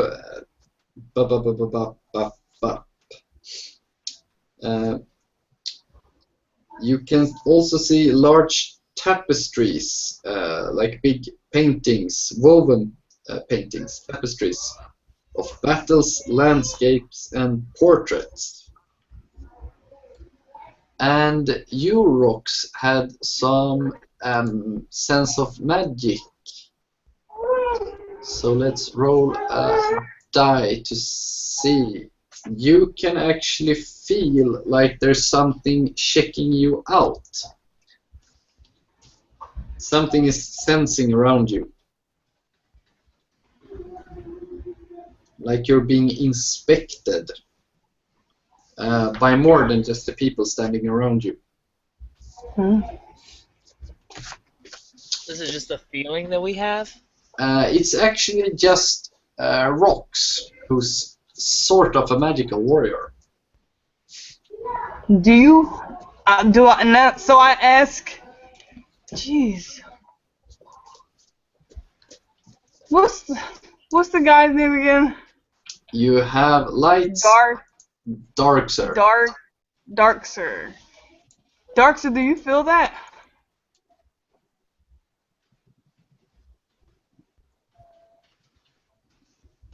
Good question. Do I feel Thank you. anything? Yeah, you had like. Let's roll for you as well. Yeah, you can actually feel that you are being inspected. You get a total success. You feel like you're inspected by some kind of ethereal creatures. 3 times as many as the group who's standing around you. And I'm gonna scroll up a little bit. Can I see them? I think you roll the 6. It's a perfect 6. You get some sense. You turn on your demonic vision, and you can actually make out these creatures floating around. And they check for like weapons or gear and stuff.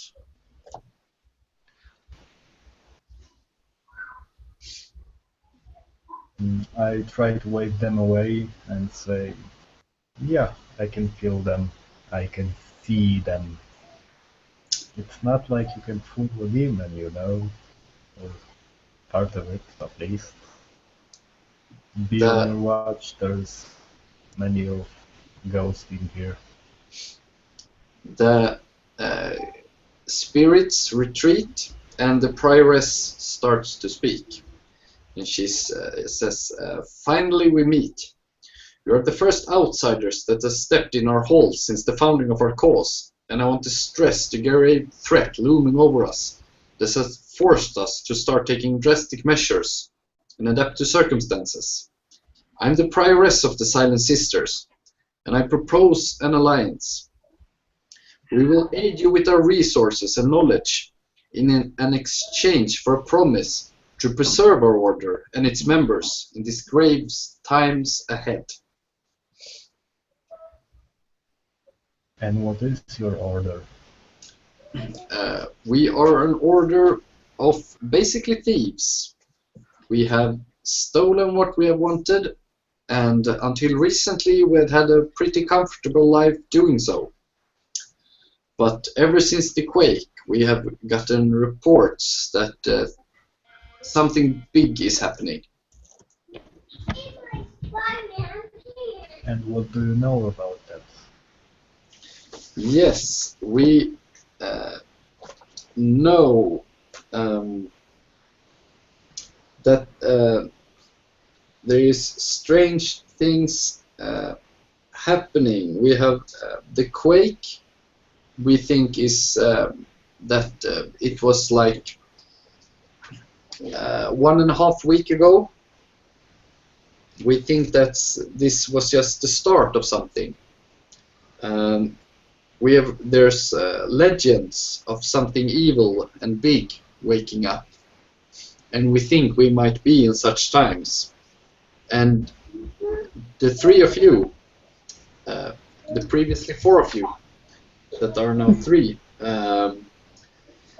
seem to have come under mysterious circumstances, and we think you might be connected to all of this.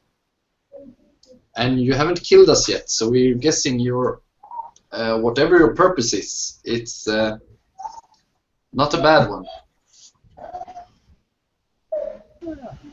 There's always time for killing, that grin.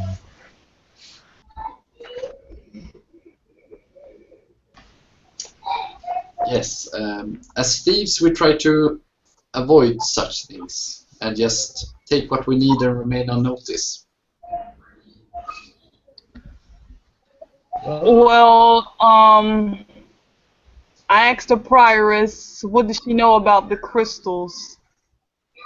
Yes, we have actually had a week time to study the rock research, and what we have discovered is I'm gonna close this sharing and move over to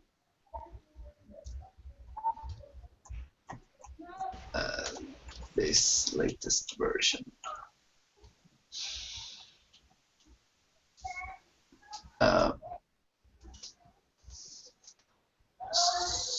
So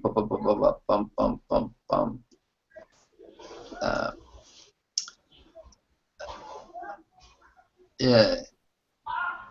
Yes, we believe the crystals are connected to the quake as well. Apparently, there were 3 red crystals found in the museum, but we went to check there after the quake, and we couldn't find any. So we're looking for them though, because we think they're connected. Who would take the crystals? Who do you think would take the crystals? The rocks. Lights, do you want to make a comment?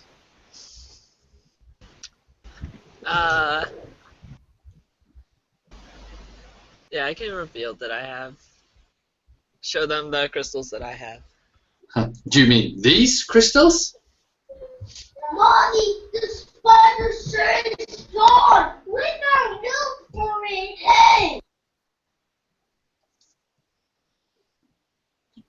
Yeah, So lights apparently have the 3 white crystals, and the Silent Sisters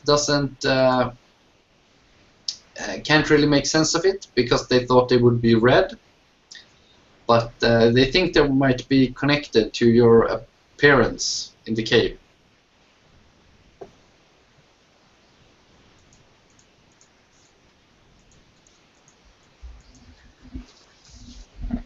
So, what do you know of this evil that's supposed to be waking up?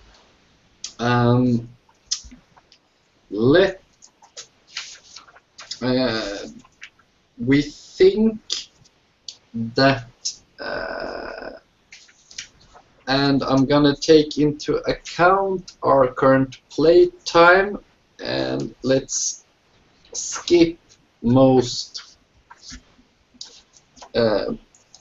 quests and subquests, and the whispers she tells you is that there's something in the east. The Luskis, those who are excavating the seafloor, have discovered something from the depths, and rumors say that it might just be the answers you have been looking for.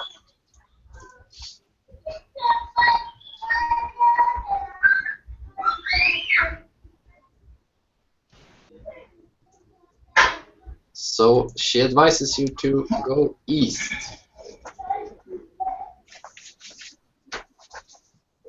Do you know what kind of evil is this? Is it demonic? Is it just devilish? Or maybe some kind of group? Something that causes lightning and henceforth is evil to me?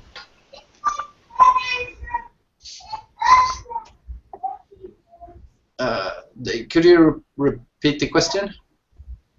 What kind of evil is it? Is it demons? Is it just evil?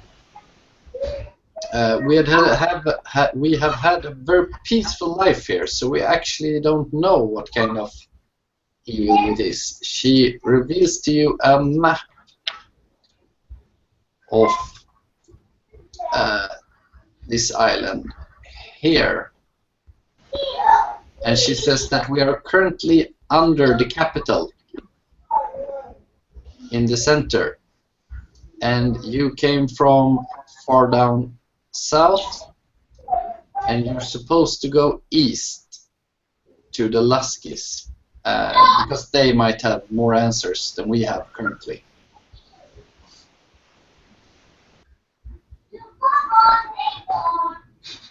Can we be teleported in that direction with those portals, or do we have to make the journey ourselves? In the direction, we can have a portal open at the Luskis at their base. Do you want to have it outside or inside? Outside. I don't want to leave my horse. Yeah, we can either have your horse stay here in our dungeon, or in like a field outside. We can cover the costs. The field, I guess. Wait, you're leaving your horse behind? Yeah, I guess I have to. You just gained the power of teleportation.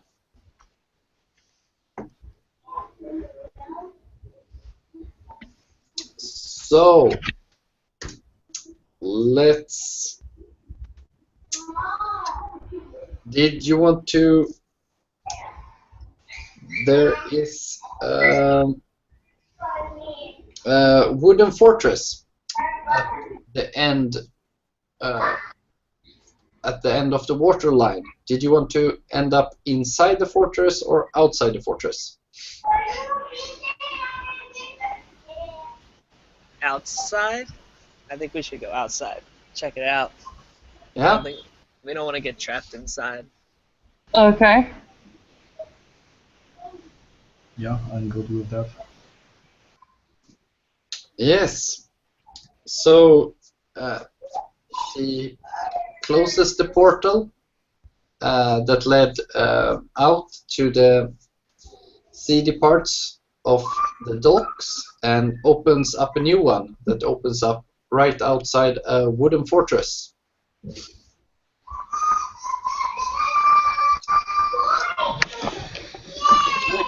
And you're free to walk through.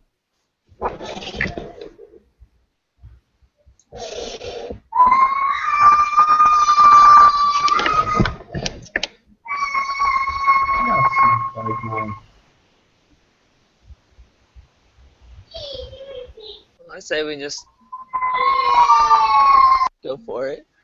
I'm gonna mute you, Rox, because it's getting pretty noisy like that. So, yeah, you walk through, Yes. and you come upon around you. You see a large wooden fortress at the edge of a rather cliffy kind of beach.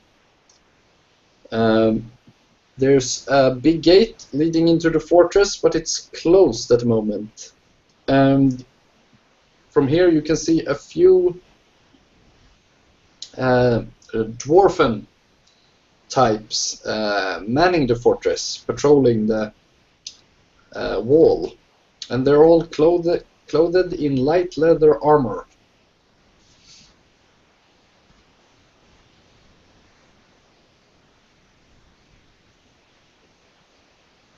How many of them are?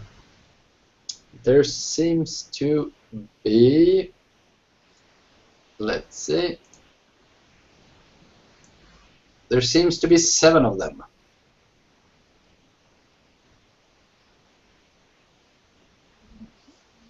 Alright, well, do we want to try to sneak in, or do we want to go up to the gate and just see if they'll let us in?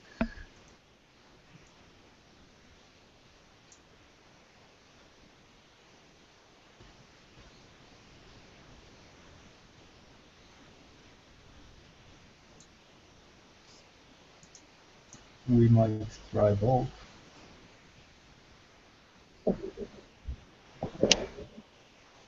One of us can try to sneak in while other 2 of us are making a distraction. Alright, so who do we want to sneak in?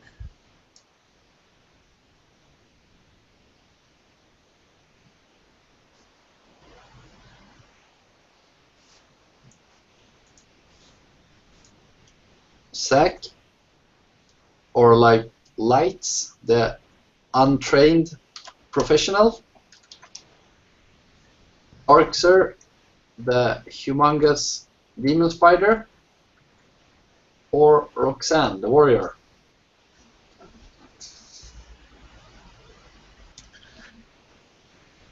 I think I would be better at distractions.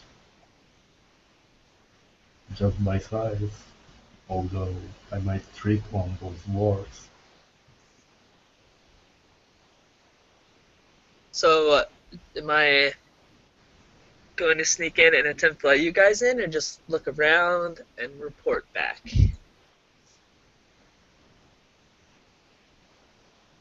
Yeah, my idea was that 2 of us can make some kind of fracas or try to walk in normally while you get a chance to sneak in someone.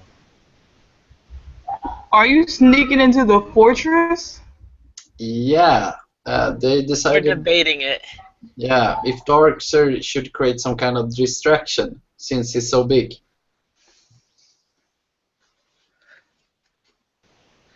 And From where we're standing, does there appear to be any way that I could sneak in? Probably try to scale the wall, but don't forget that your superpower is the Jedi mind trick, so you can convince anyone of anything. Oh, yeah. Guys, I think that's our best approach. We should just walk up to the gate and have them let us in.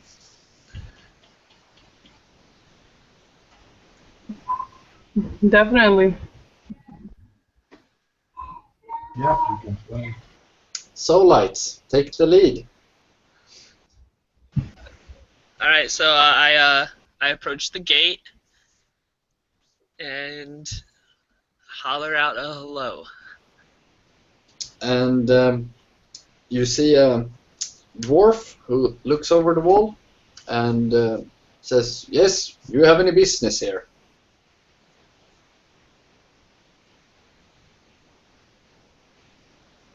I tell him that we were sent by the Silent Sisters to investigate an evil presence, or to learn more about an evil presence.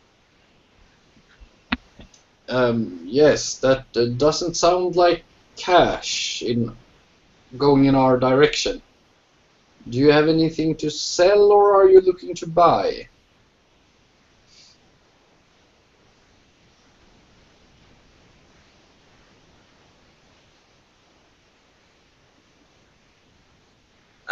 Well,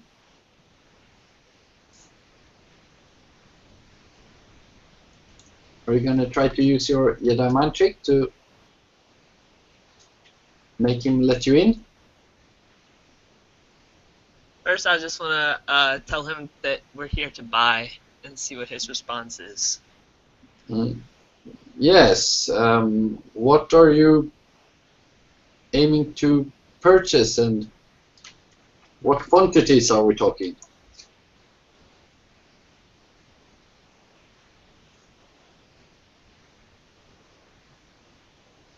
All right. This is too many questions. Can we just?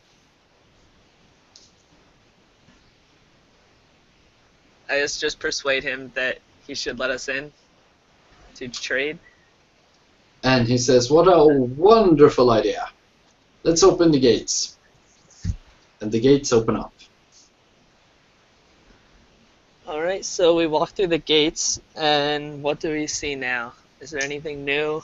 Yeah, you see a small market on the inside with a handful of dwarfs who trade for in fish, metalworks, and small steam engines and basic diving gear. And there's a big central bathysphere for descent into the deep. It's like a big submarine kind of thing that's round, that seems to have chains going down into the sea. It's some sort of descent device that you can go down.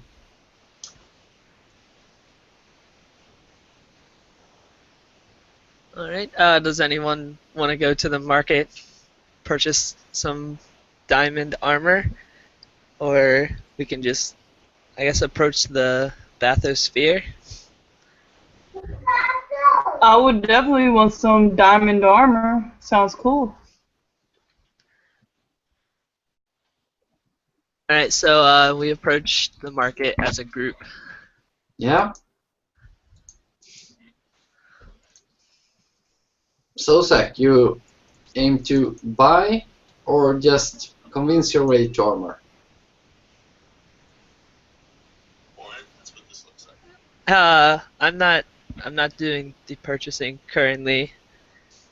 I'll let Roxanne lead the way, and Darkser, who see. still has a lot of money left. We can see what kind of prices there are, and then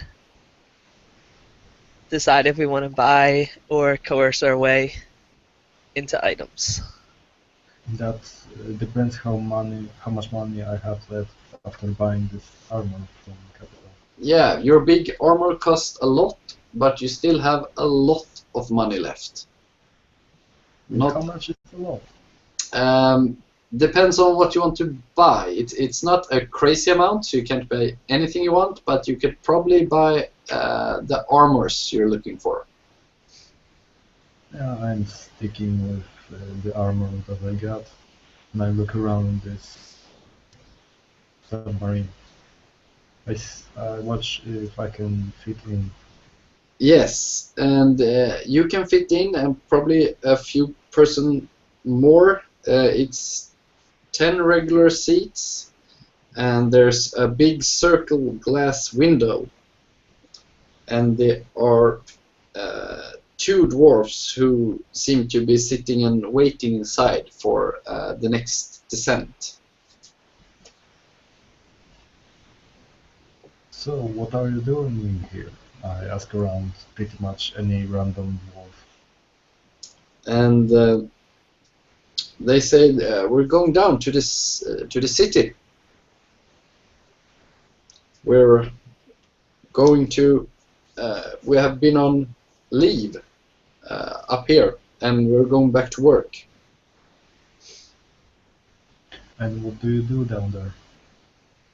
We do what every dwarf wants to do. We mine the depths for treasures.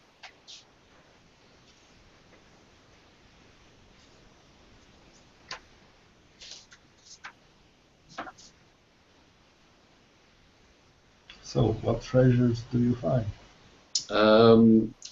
Currently, we have found we find all kinds of stuff from days of past. We have found artifacts that most seem to be broken, but we have found strange metals with great properties, and we think the latest rumor is that there's some kind of facility that they have uncovered.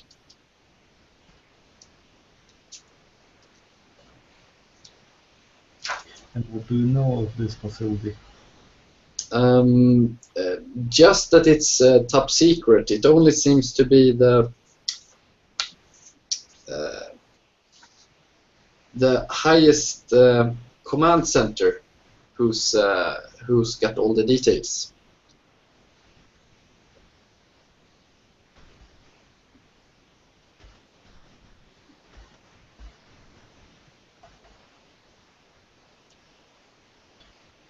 And how to contact this command? Just follow us down to the city, and we can probably escort you down there.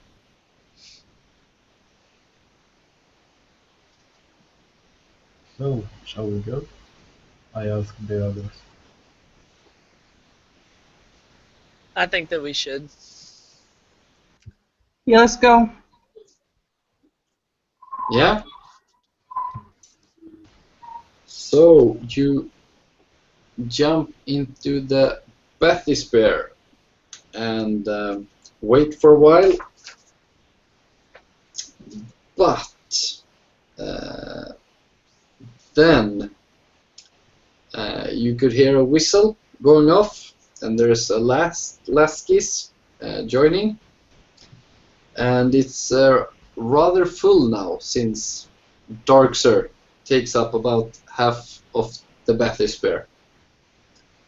And as you're about to descend, you can hear steam being released, and cogs and chains are starting to move. Out of the windows, there are enormous. Out the main window, you can see an enormous floating metal city can be seen, and there's a lot of lights, both within the city and spread across the sea floor. And let's see if I can get a picture of this up as well.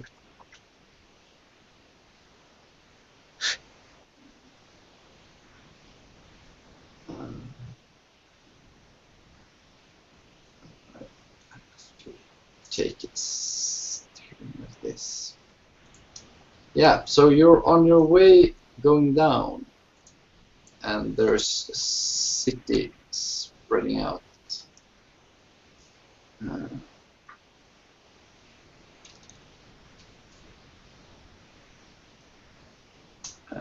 A big floating city under the water.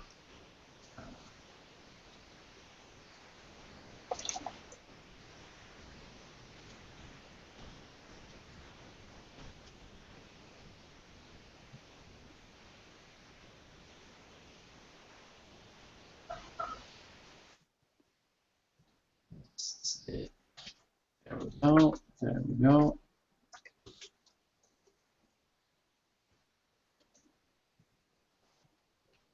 And let's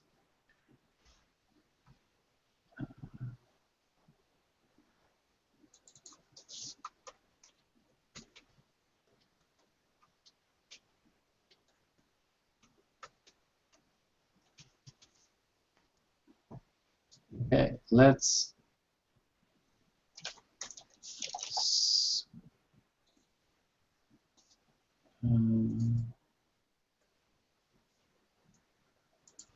share this instead, as it's the only one I have available at the moment. Like there. So they're basically miners mining the bottom, and there's a big metal floating city with a lot of small diving bells, basically, that enables the dwarfs to descend to the bottom, dig some, and load up what they find, and ascend again to the floating city. And you're on your way down, and docks onto the city.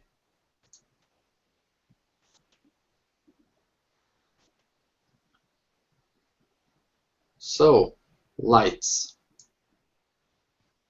Want to take the lead?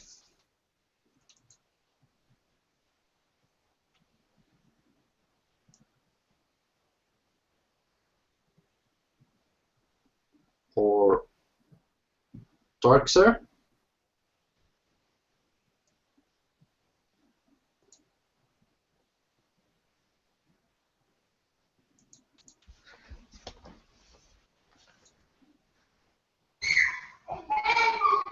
Are you guys alive? Yeah. You want to stay in the Battle Despair or go out?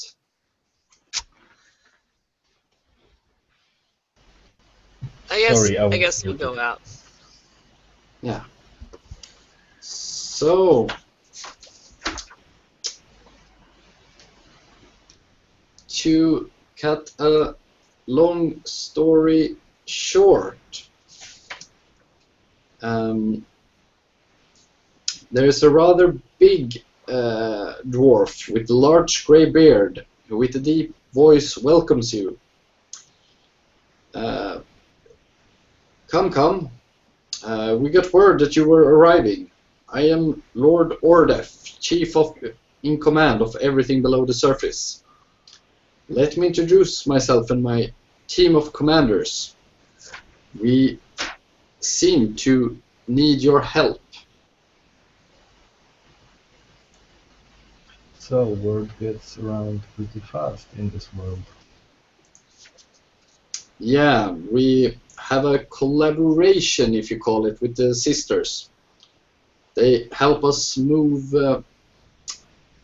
what we procure down here at the bottom very fast, and we get a very nice cut from selling this in the capital.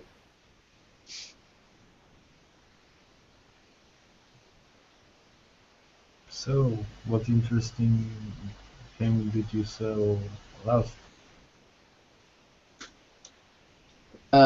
Yes, we have managed to locate a facility, and we got words from the sisters that you might actually have what it takes. We haven't been able to penetrate the facility, but it's the most intact thing we have found at the seafloor. So it would be really helpful if you could also give it a shot.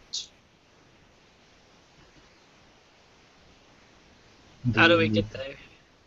Yeah, and do we need those suits to get there? Yeah, now it rather depends. We have 2 humans, so you need breathing gear at least. These suits they have are for very small people. so they can get you like masks and breathing gear. And for you, Dark Sir, does the breathing gear fit you? And I'm thinking, like, did you have like a horse head or something? No, but I might not. I don't have lips, so my teeth are clearly visible. Okay, but they managed to hook you up with some breathing gear in case you need to descend.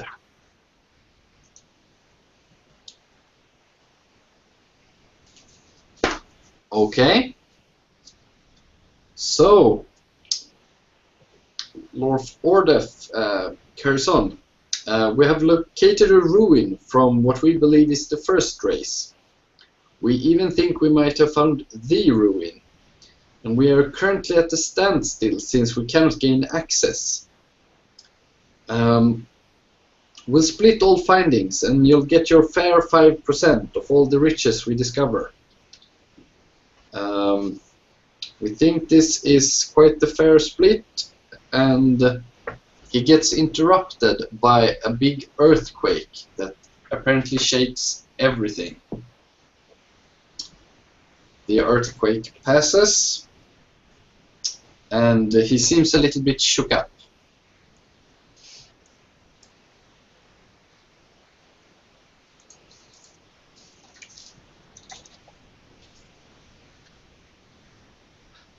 %?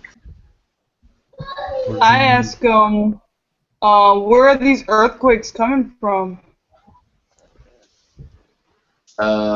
He tells you that he has no idea where they come from, actually.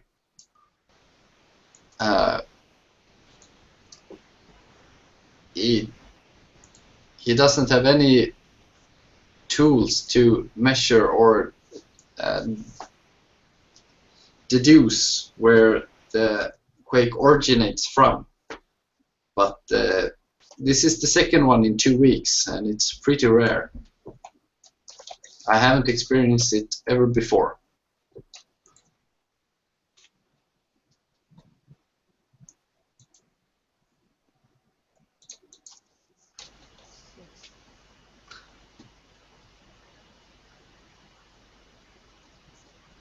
Strange, it seems like those earthquakes are following us.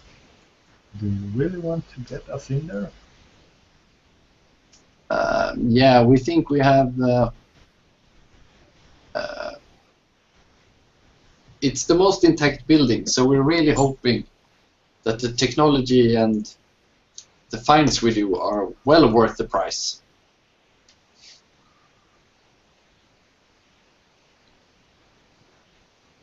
And what do you expect to find? Hopefully something that isn't broken.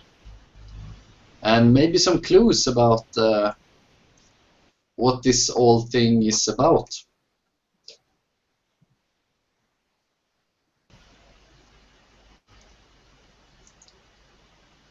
I guess we can check it out. I think we should negotiate for a higher percentage.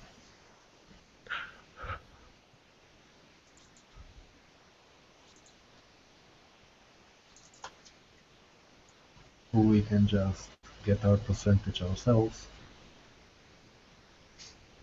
But I guess we will need to figure out a way to sneak those items away.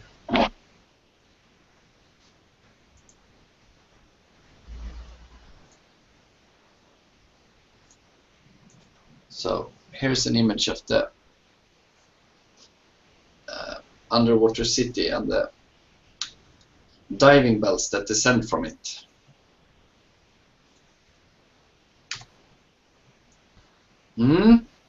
So, have you decided how to move forward? Higher percentage, or just try to take everything?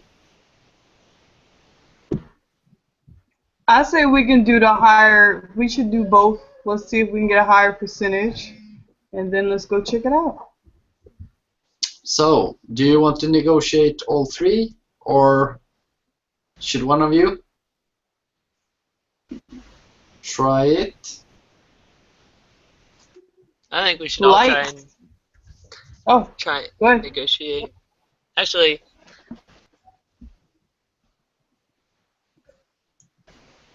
Yeah. So I wanna just.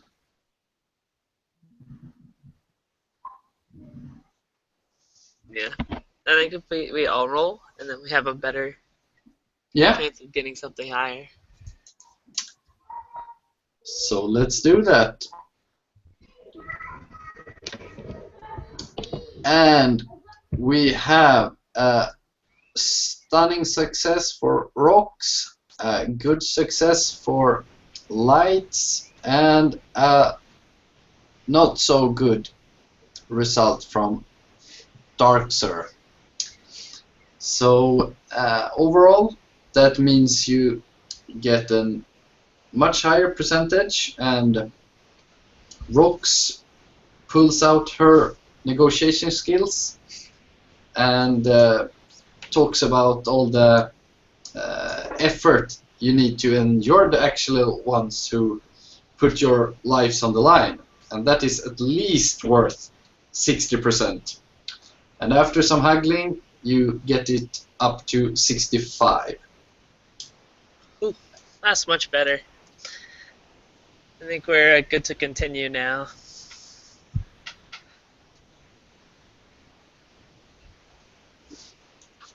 So, during this time, the city has changed position, and they report that they are currently right on top of the mysterious facility.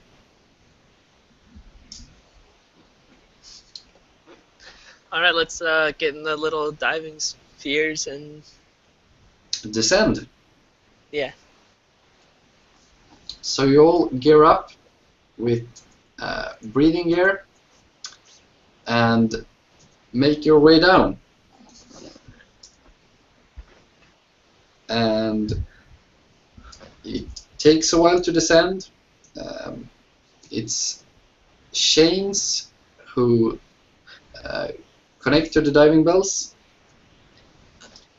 and you came down, and it's quite good visibility because it's clear water, and you can see that it's three distinct round chambers connected to each other, and it's situated on the seafloor, and the chambers look large enough to be able to fit a small house inside, so they're sufficiently large. And they have located something that resembles to be an airlock, but they have been unable to open it.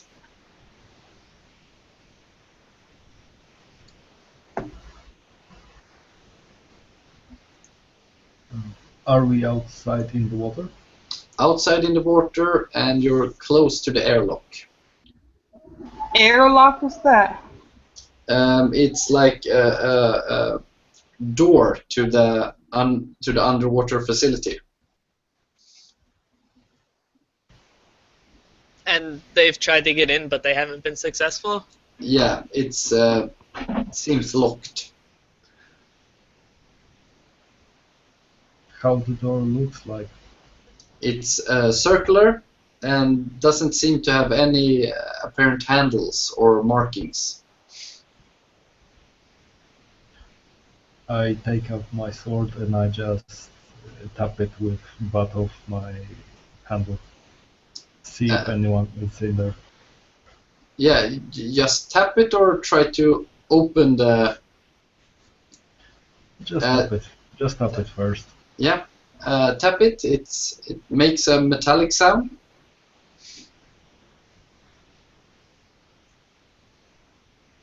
And nothing happens.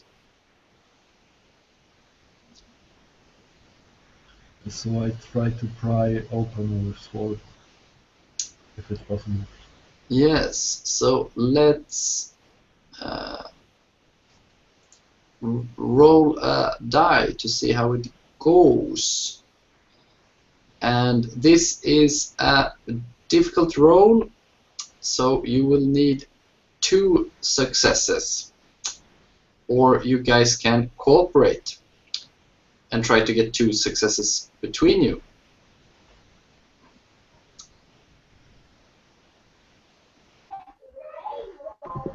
What do you mean, like if one of us help? Yeah. I'll help. Lights, I'll try to help. you want to join in as well? Yeah, I'll roll also. So let's see. And you pass the first stage, and it's Darkser who manages to jam in his sword, get a good grip, and starts to bend. It's a small crack, and let's roll again. And it's Rocks who manages to take a wedge, jam it inside, while Darkser takes all his strength and manages to pry the airlock open. And as the airlock opens, the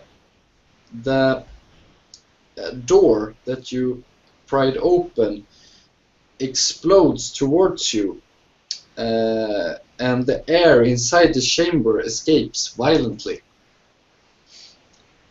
So you manages to dodge out of the way, but now the chamber is filled with water.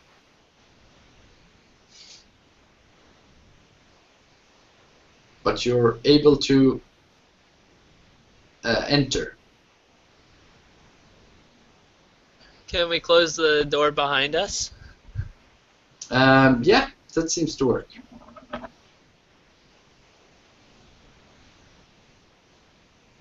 And what's the room look like that we're in right now? It's just a chamber. It's one of the 3 big chambers that's like a dome, and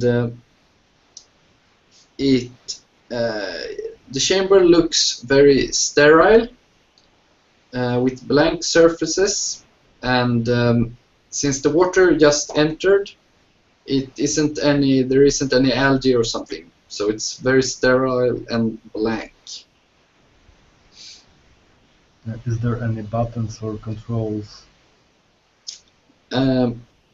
There is a slot on the wall, and there's a red crystal laying on the floor. I motion to this crystal and I pick it up to examine. Yes. And let's see. You can feel it pulsating with power. You use your demonic senses and feel that this is a powerful object. Does it look like this crystal fits into the slot? It looks to perfectly fit in the slot. Yeah, so I just jam it in. And you can hear the whole facility power up. And the airlock closes if you hadn't closed it already. And the chamber empties itself of water with exhausts along the bottom. So it removes all the water. And you can hear the facility an informational voice that clearly has suffered some damage. You can hear it repeating evacuating protocol in effect. 3, 4, 3 life signs are detected in the facility. Please evacuate in an orderly fashion. I just say, why? And I try to go in further. The message just repeats. It seems to be a automated evacuation message.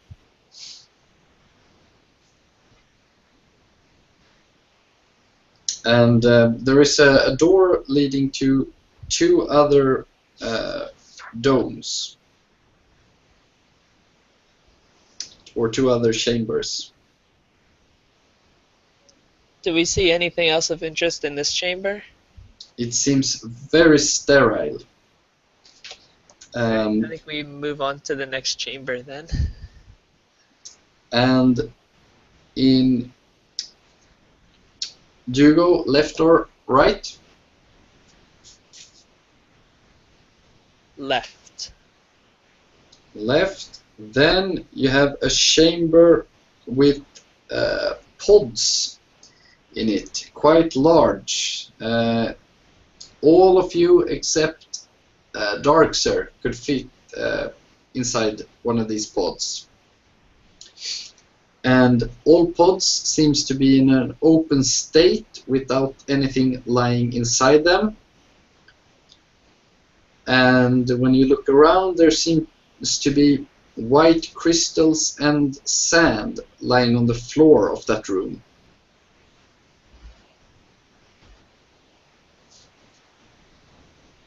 Are there any alcoves or holes in the wall where it looks like the crystals could be placed?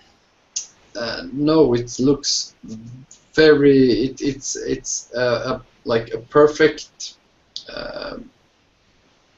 What do you call it? Like a perfect dome. So it's only the pods. That's the only significant object in the room. Well, I want to get inside a pod and see what happens. Yeah. Yeah. So the jobless, armored human with pointy weapons climbs into the pod, and nothing happens.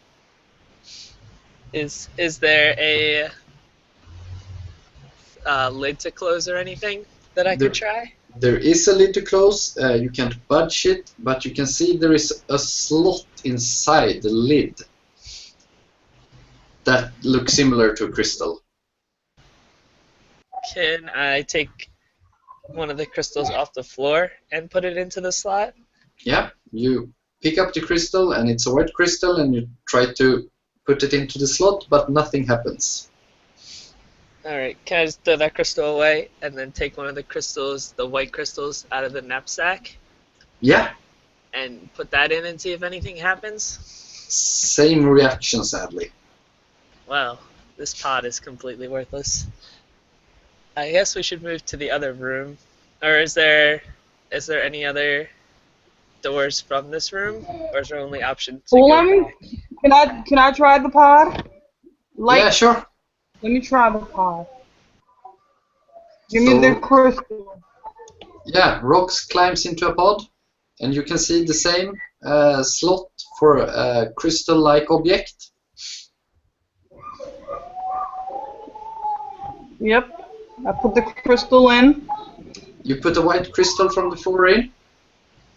Yeah, the white one is in the red one. The white one doesn't have any effect, and do you want to go outside to the other room and pick out the red crystal? Yeah. Go outside, power off the facility. Oh. Lights go out. You go around and you put it into the chamber, and the chamber closes with you inside it. Oh my god. Does anything else happen, or does the pod just close? The pod just closes. Well, is there any buttons I can press or anything? The red crystal has lit up in front of you, but from the light you can't see any apparent buttons. I look around. Do I sense any magic? Let's see if you sense any magic.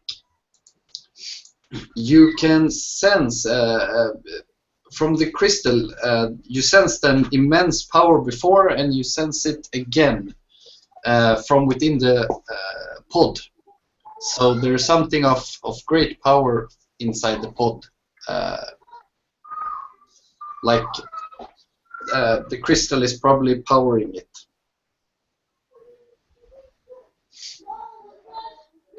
Is there a way to... Well, what does the pod do? Is it like a... What is it? Right now, laying inside it, it feels more like a coffin than anything else. Well, I'm gonna get out of it. Can I take the crystal out and... What happens if I take the crystal out? The crystal, you take out the crystal, and the door opens up again to the pod, and it seems to be in a power-off state again. Okay. That was creepy. I guess we should, for now, plug the red crystal back in so that we can see again. Yeah, let's put the crystal back in the facility. And the facility powers up again, and you can hear the voice going again. Evacuation protocol in effect. 3, 4, 3 life signs are detected in the facility. Please evacuate in an orderly fashion. I try to break one of the pods. Let's roll. It seems to be extremely durable pods. When you put in all your power, you manage to slightly scratch it. But it seems to be of incredibly durable metal. Shall we backtrack a little and see what's in the other room? We could go right instead. Yeah. I guess the dwarves will be happy. They will get their materials from in the spot if they can salvage it. Other room, the other dome, you can see there is a large platform, and if you go up and look over the platform, it becomes quite obvious that this is an elevator of some sorts. It looks to be slightly broken at the moment.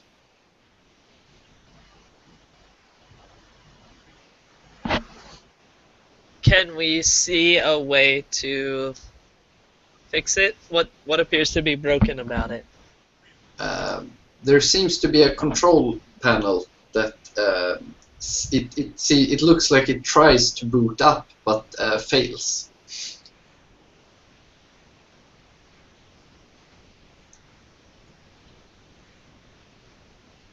Can we examine the control panel to see if there's anything we can do?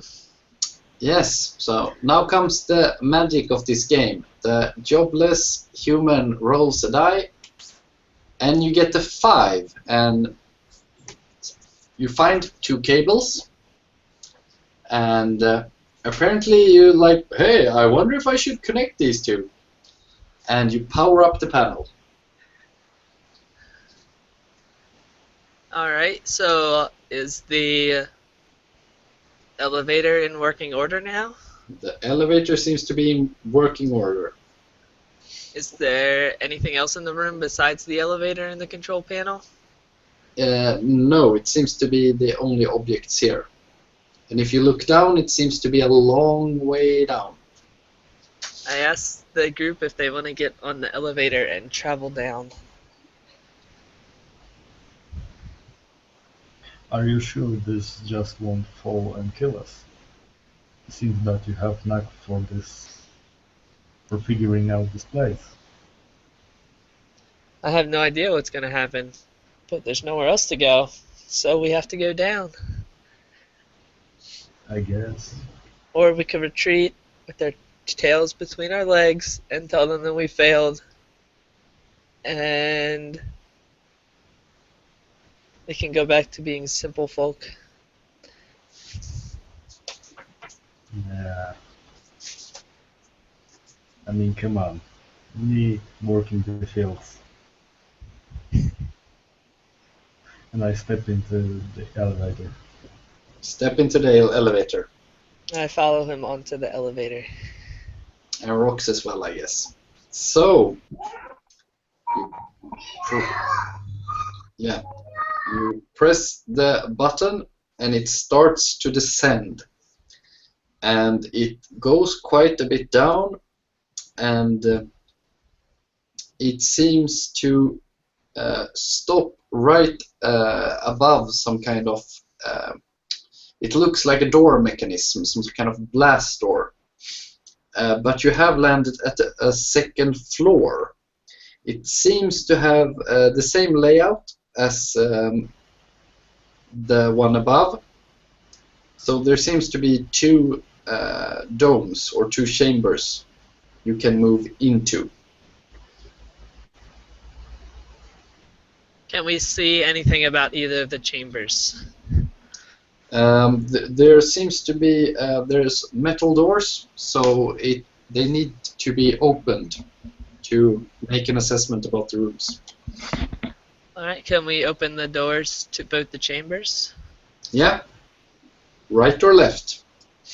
Let's open the right one first. The right one. And let's roll a die. And you lights try to find a button of some sort, and can't seem to find anything. Does anybody else want to give it a try? Yeah, I will go on and try to pry it open. Darkser goes up to the door, Yeah. gets a grip under it, and lifts the door open and jams it in an open state.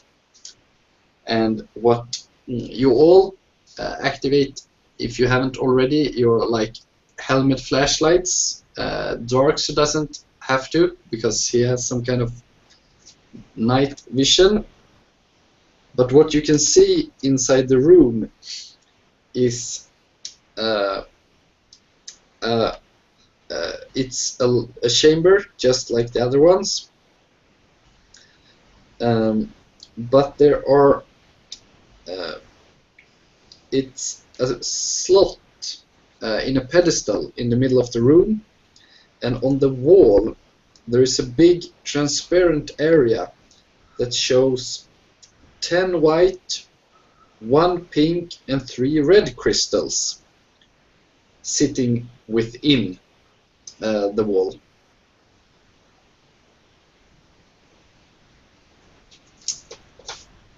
So it's like a pedestal with a slot in it, and there's a transparent area on the wall where you can see crystals behind it, and there's 10 white, 1 pink and 3 red.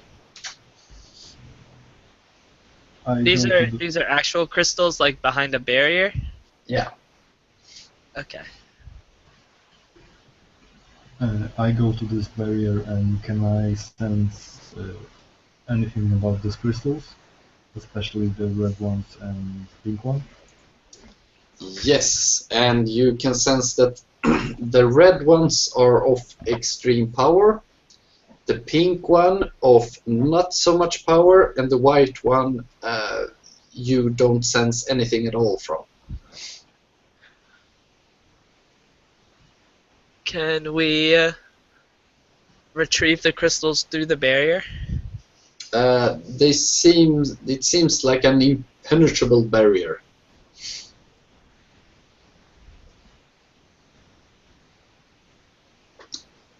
It seems built into the facility.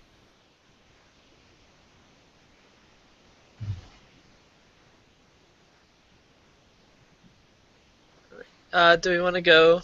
We could go check out what's in the other room also. Yeah, but I think we need to get those crystals, especially red ones. Seems to me like they are holding the power. Alright, let's go.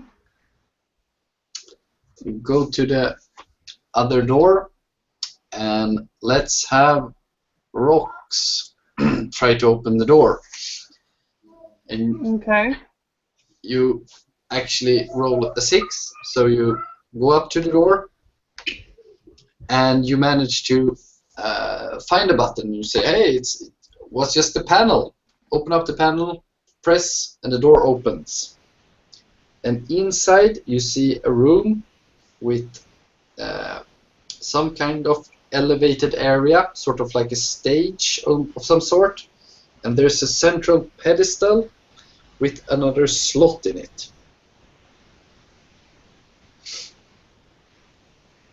There's just one pedestal in the room. Just one pedestal and some kind of elevated area. Can we go check out the elevated area and see if there's anything there? Yeah, it just looks like a small stage. Like if you would stand in it, you would have a perfect vision of the room. But it's really sterile and really void of anything else.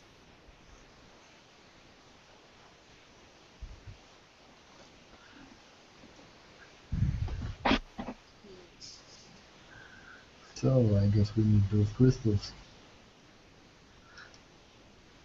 And I go back to the chamber. Yeah, I think we need to go back and try and break through the impenetrable barrier. And I take out this bigger sword, and I grab it with both of my bigger hands and smack that barrier from the space. You make an attempt yeah. to break the barrier, and you feel you have perfect strength. You attempt to hack at the barrier, but again, it only seems to be making scratches, and you really think you made an awesome attempt to breaking it.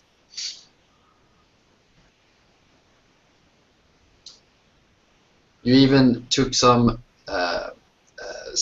you made a running approach. You took speed from, you stood at the pedestal in the middle of the room, ran up towards the barrier and hit it, still just scratches. Can I put one of the white crystals that I have into the pedestal and see if anything happens? You take a crystal, put it in the pedestal, and immediately the room seemed to surge with some energy, and the crystal goes from white to pink to red. And the pink crystal has drained from behind the barrier, and a red one has turned pink.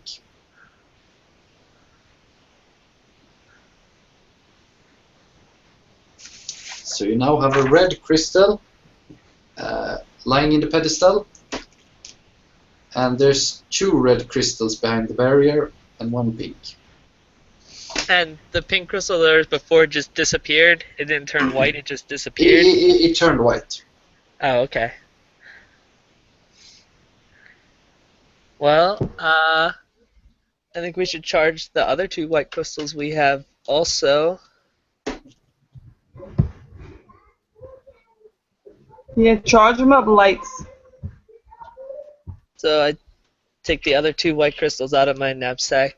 Or I take one of them out and take the red crystal out and put a white crystal in. You repeat the process and the same thing happens. So at the end you have 3 red crystals and there's 1 pink behind the barrier. There's still only 1 pink crystal? Yes, there were 3 red crystals and 1 pink, and now there's 1 right. pink. It's like a charging and decharging. Alright, so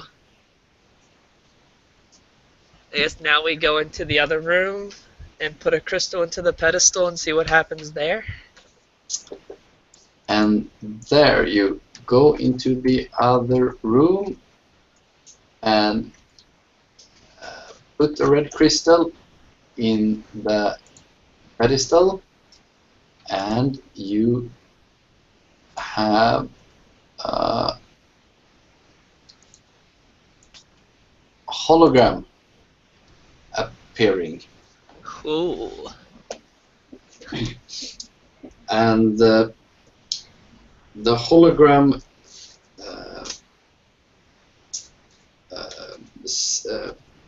boots up and asks you what it can help you with.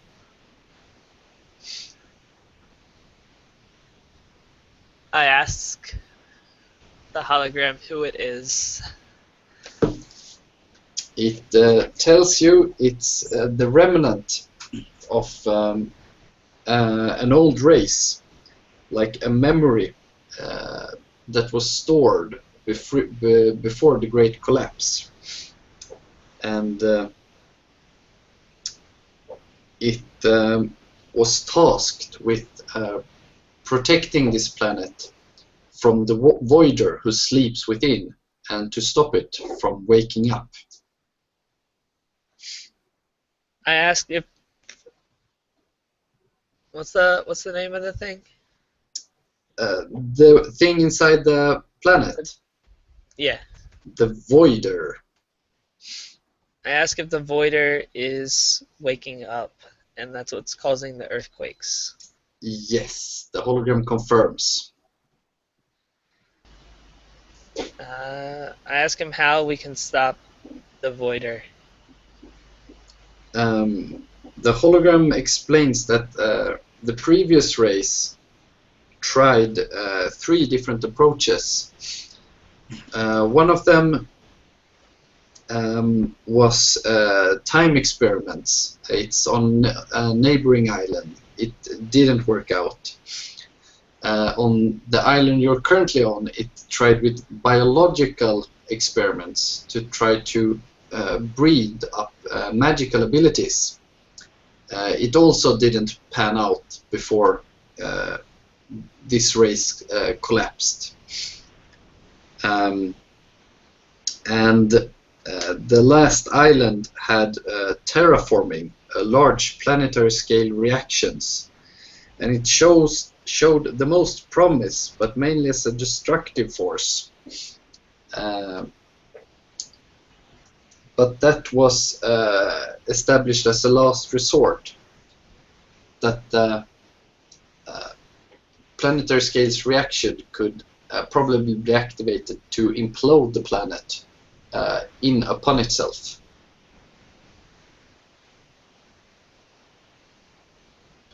So he doesn't know of a way to destroy the voider. He tells that his race was tasked with protecting this planet. And what they discovered was that the threat was within. There was a big voider sleeping within the planet.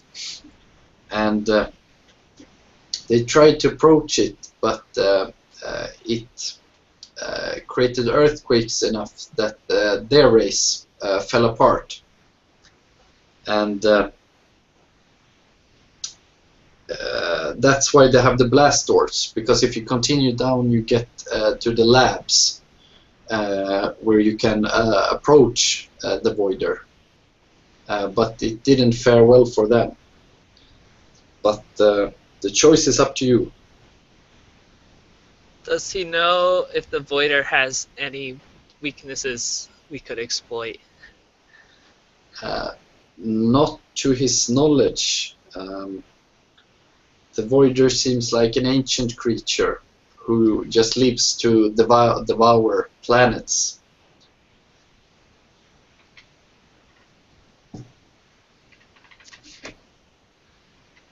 Is there any more help that he could give us?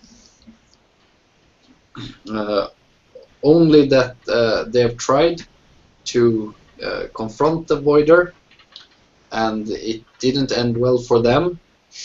And the other option is the planetary reactions to try to implode this planet. But that would destroy the planet and the That- people on it. That would destroy the planet and the people on it. So I'm going to go ahead and say we shouldn't choose that method.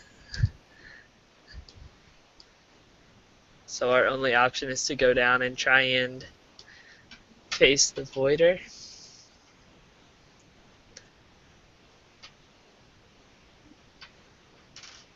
Yeah. Spam. Where's the Voider? The Voider is inside the planet. Let's see if I can. If I got a better picture.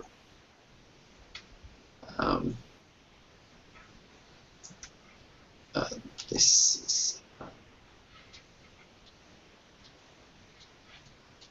Let's see. I think I have it here. This is.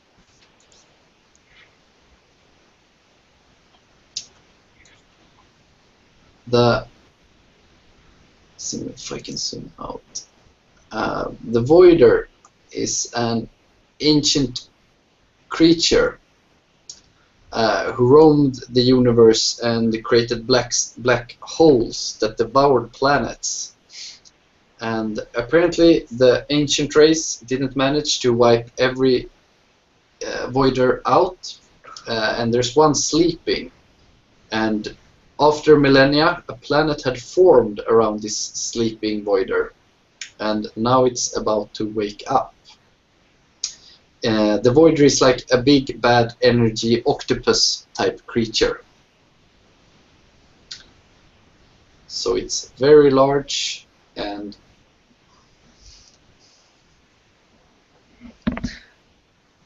Can I sense this creature? yeah, let's roll a die. Yes. As soon as you get the information about it, you can sense an intense power that far outweighs the crystals by a multitude of levels. So there's something big, and it's inside of this planet.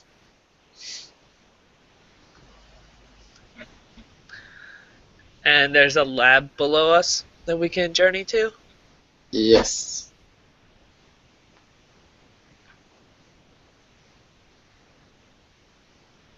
Alright, well, I think that we should just continue down to the lab and see what we can find out there. Yeah, but I can sense this creature is Yep, let's head to the lab. So I guess we can check out how to destroy this planet as well. Yeah. So you make the AI states again that they tried to the AI warns them about their last attempt to confront the Voider.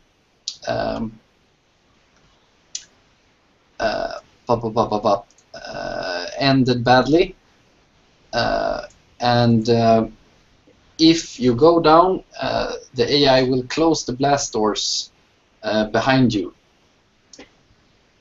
because the Voider corrupted part of their race when they were down there, and that was what led them to their fall.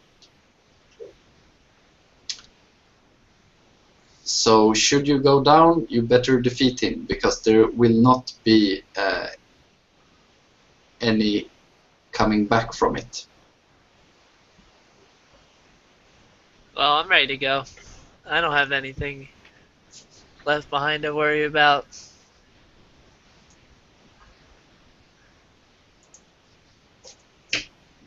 Yeah. Do you guys want to join him? Yeah, I don't know. I don't know. although destroying the planet, it's tempting.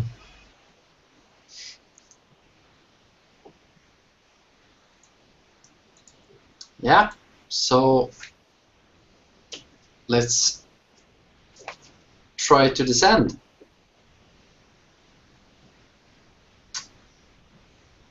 Do you guys agree? You convince the AI to open the blast doors and allow you to descend? Yes. Yeah, Yeah. let's go. Let's go. Let's go to our deaths. You, the AI, open the blast doors and you make your exit towards the platform or the elevator. You descend and the elevator goes down for quite a while until it finally stops and you enter a chamber with a panoramic window and you see this humongous creature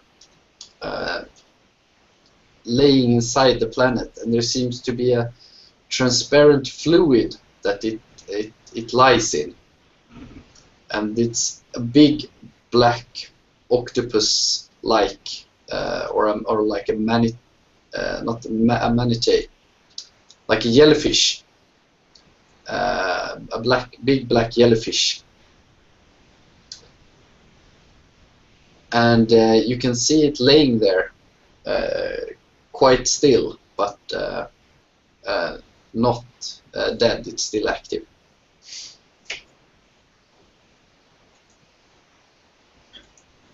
What else is in this chamber? It seems to be a lot of broken glass on the floor, and if you look closer, there seems to be a status field or like a force field, and the glass is actually broken, and it's the force field protecting this room. And from what you heard, you guess that the voider probably penetrated the window and infected these ancient creatures, and then the force field erected to protect the room. And there's a lot of broken equipment and flimmering lights that show signs of damage to this room.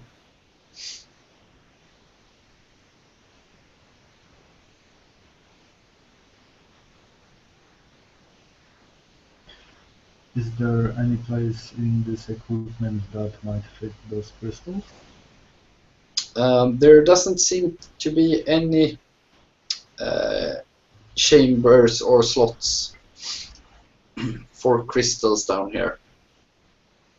The room seems to be powered up since the force field is up still.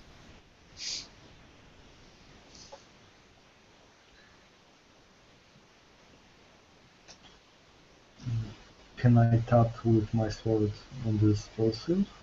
Yeah, and it makes like a singing noise when you tap it. So it's like zik.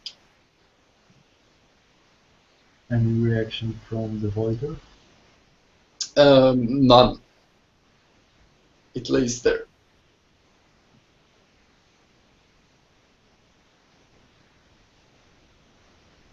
This force field is around the voider.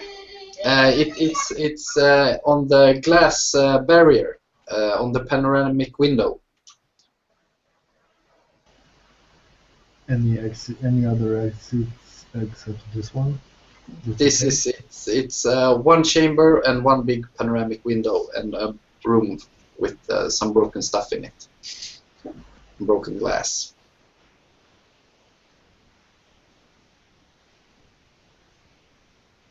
I call out the voider.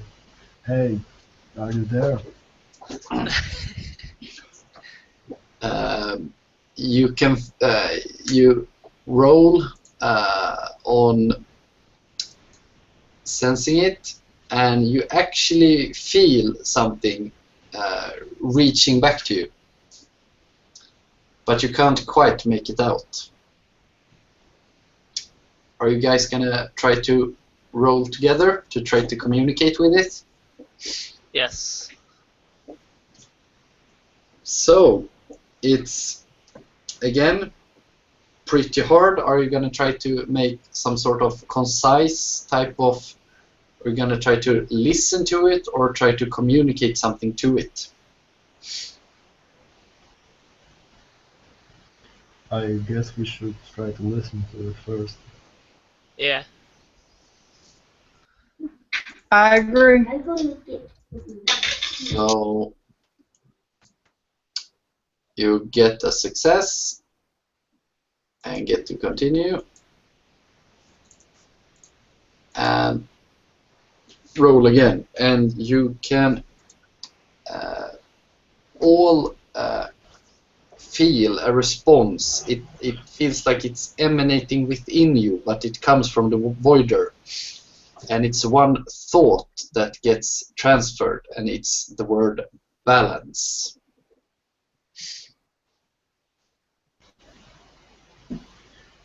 What do you mean by balance? The only thing that follows the word balance is a quake, and you can feel the entire chamber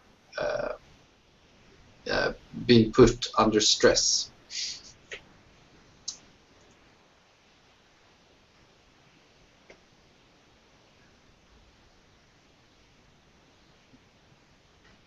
I guess we need to figure out how to make sure that force field stays up.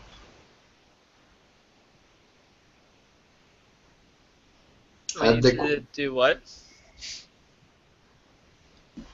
Yeah, the quake dies down, and the room seems to hold in every aspect.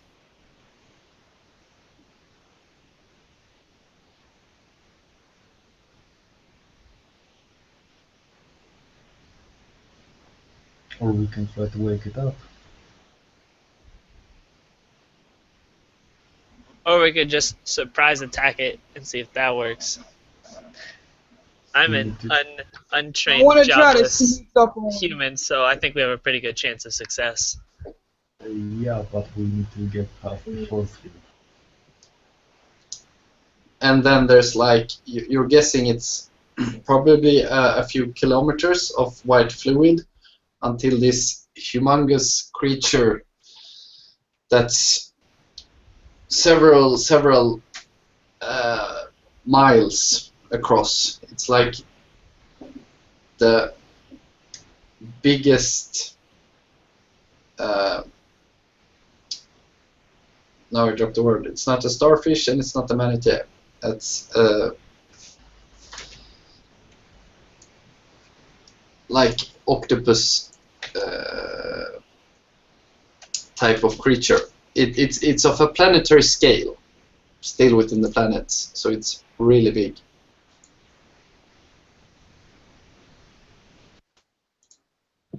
Well, how does it look? Does it have any wounds or anything? Any Let's see. It's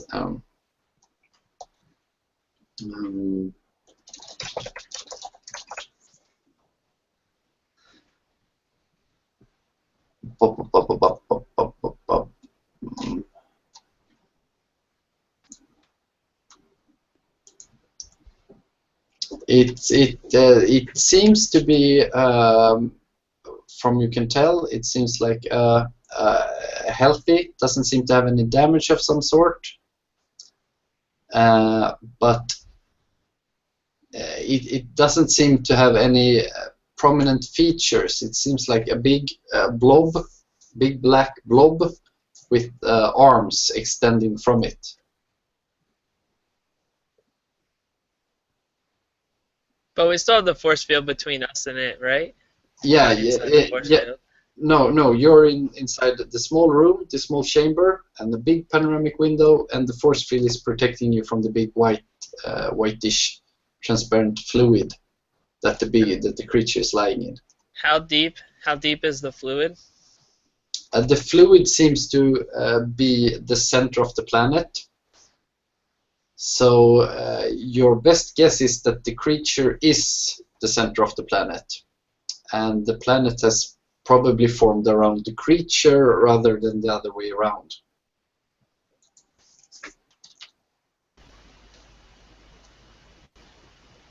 Can we get some dwarves in here? Go back and get in here and figure out a way how this planet collapsing stuff works? Well, the AI closed the blast door, so I thought that we can't go back anymore unless we destroy this thing.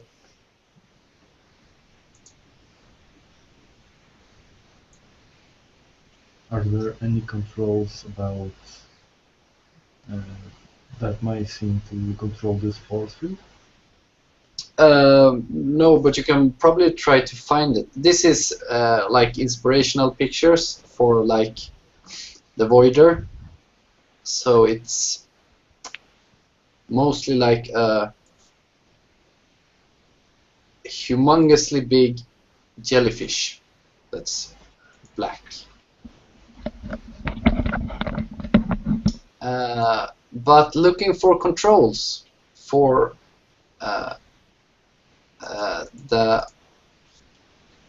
let's roll. You actually find controls for the force field. You push around some rubble and you find like security force field activated and a big button beside it. And there's only Do we have any crystals? Did you have any? Do we have any crystals left? Yeah, you have 2 left.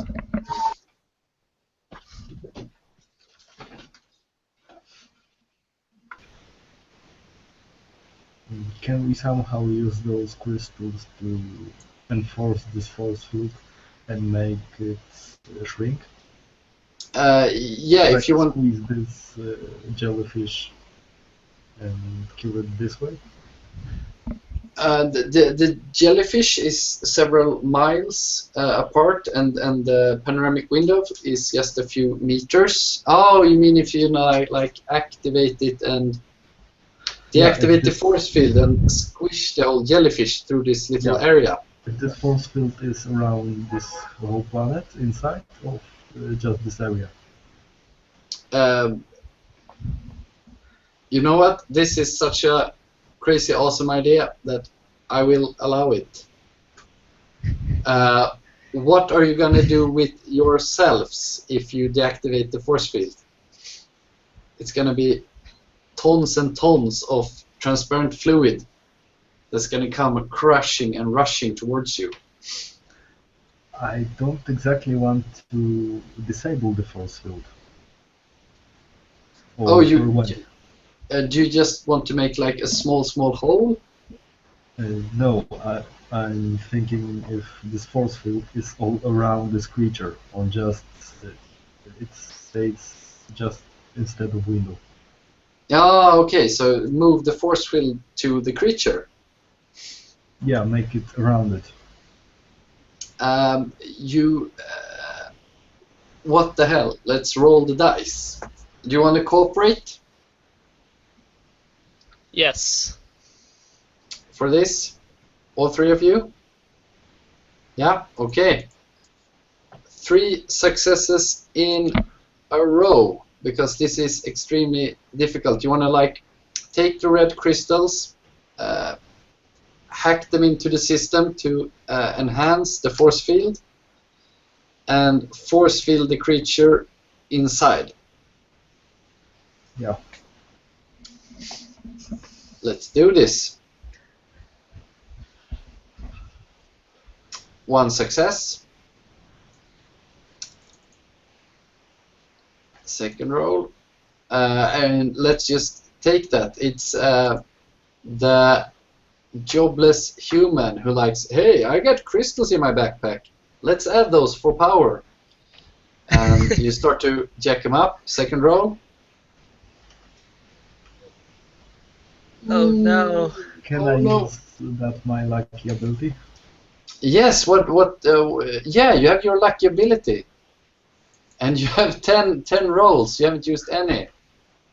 Yeah, So so let's- I go ahead and use another run. You have a success. 2 rolls. So you manage to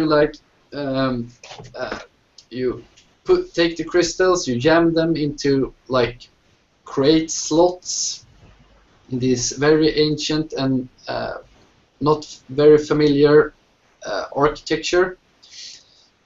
Put in the crystals, you manage to like discharge one crystal, but you manage to hook the last one up, and the last round, bam!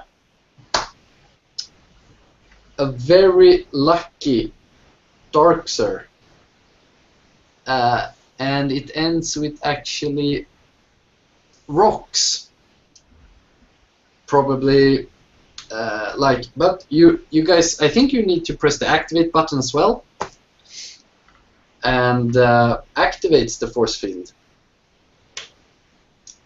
And do you just want to have the force field stay around the creature, or try to like shrink the force field in to try and crush it? Shrink the force field in.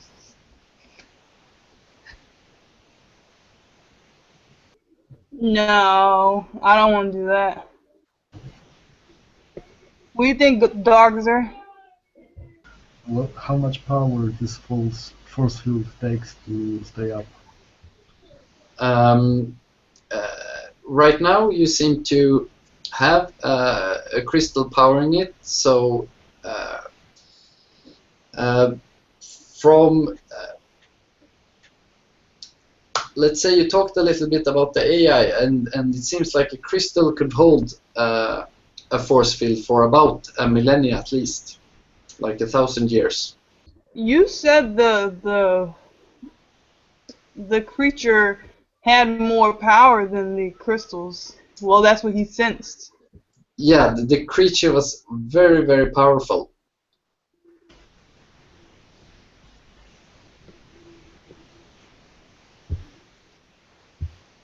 Wait, there are those white crystals in this chamber with those balls, right? Yes. Another crazy idea. Can we rig something up to try to draw power from this creature to beat this force field? So basically it drains the creature and keeps this force field up.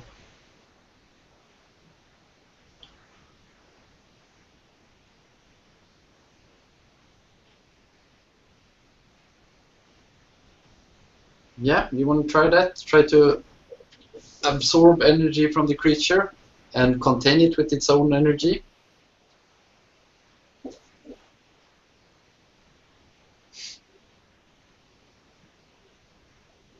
Yeah, I could try that. Yeah. Try some others.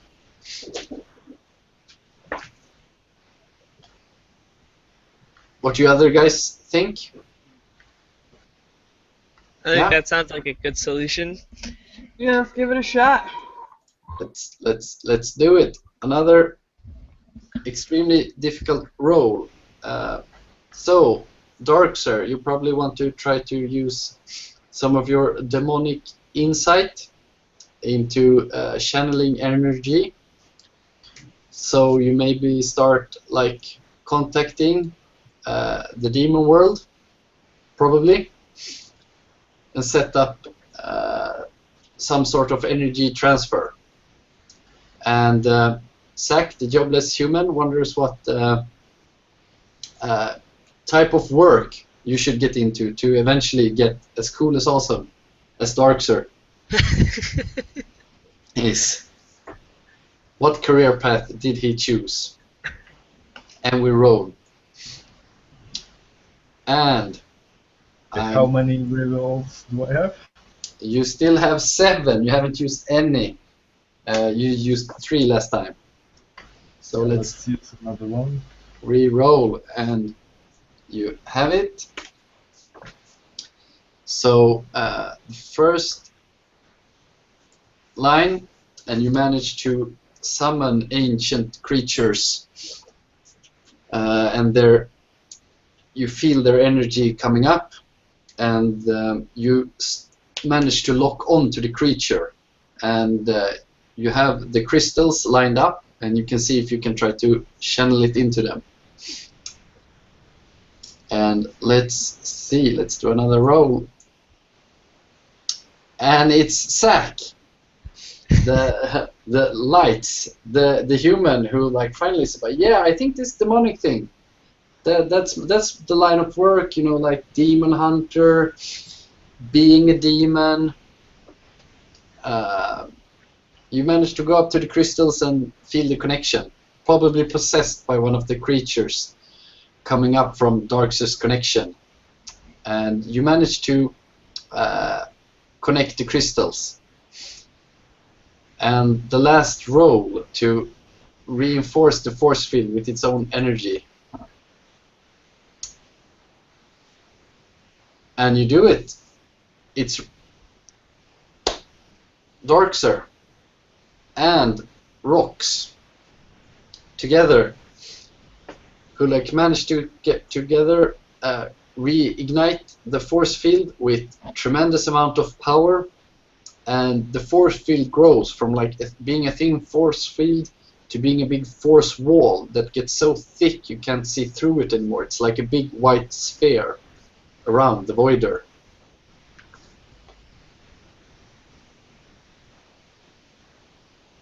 And I guess that's it. You locked it in with its own energy.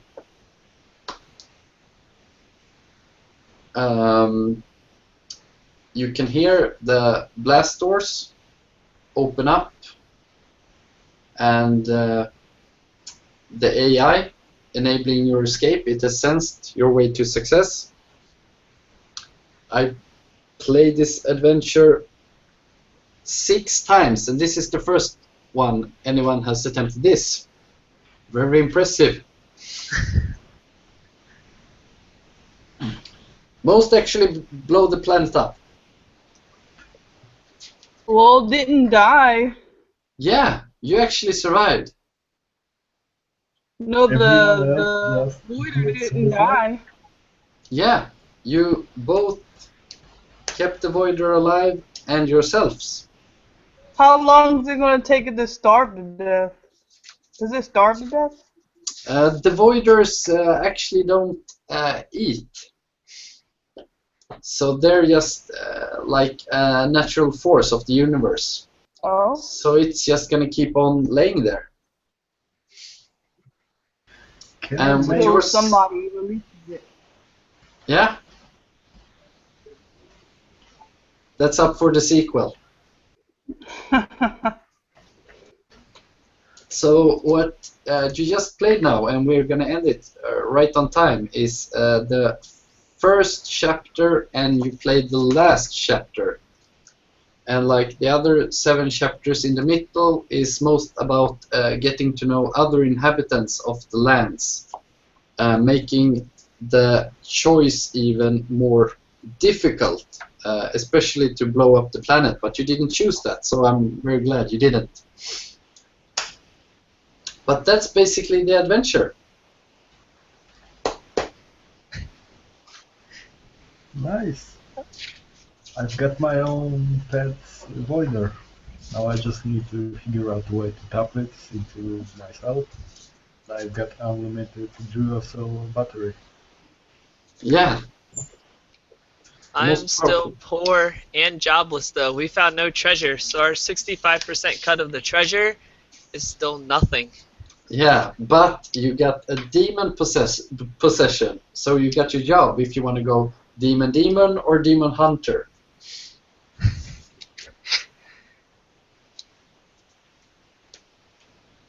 And you still have your ability to convince people. We can sell a couple of those pots to the dwarves. You can make your money there. Yeah, start a spa. Total black floating boxes. Fill them with water, lock people in. Or we can open a zoo. See the voider. Yeah. Oh, we can't see the void. Our force field's too thick. Yeah, you can lower the force field temporarily, crank it up again. Well, it's tough luck for the people who don't see it. It's there. Good campaign and it will work. Yeah, but that's basically it. Thanks for your time and for joining the adventure. Thank you for hosting. It was fun. Yeah, I'll send over a digital copy as soon as it's done, and you can read about all the other adventures you could have had if we had had more time playing it. Okay. Yeah. See you. Okay, see you. Bye. Bye, guys.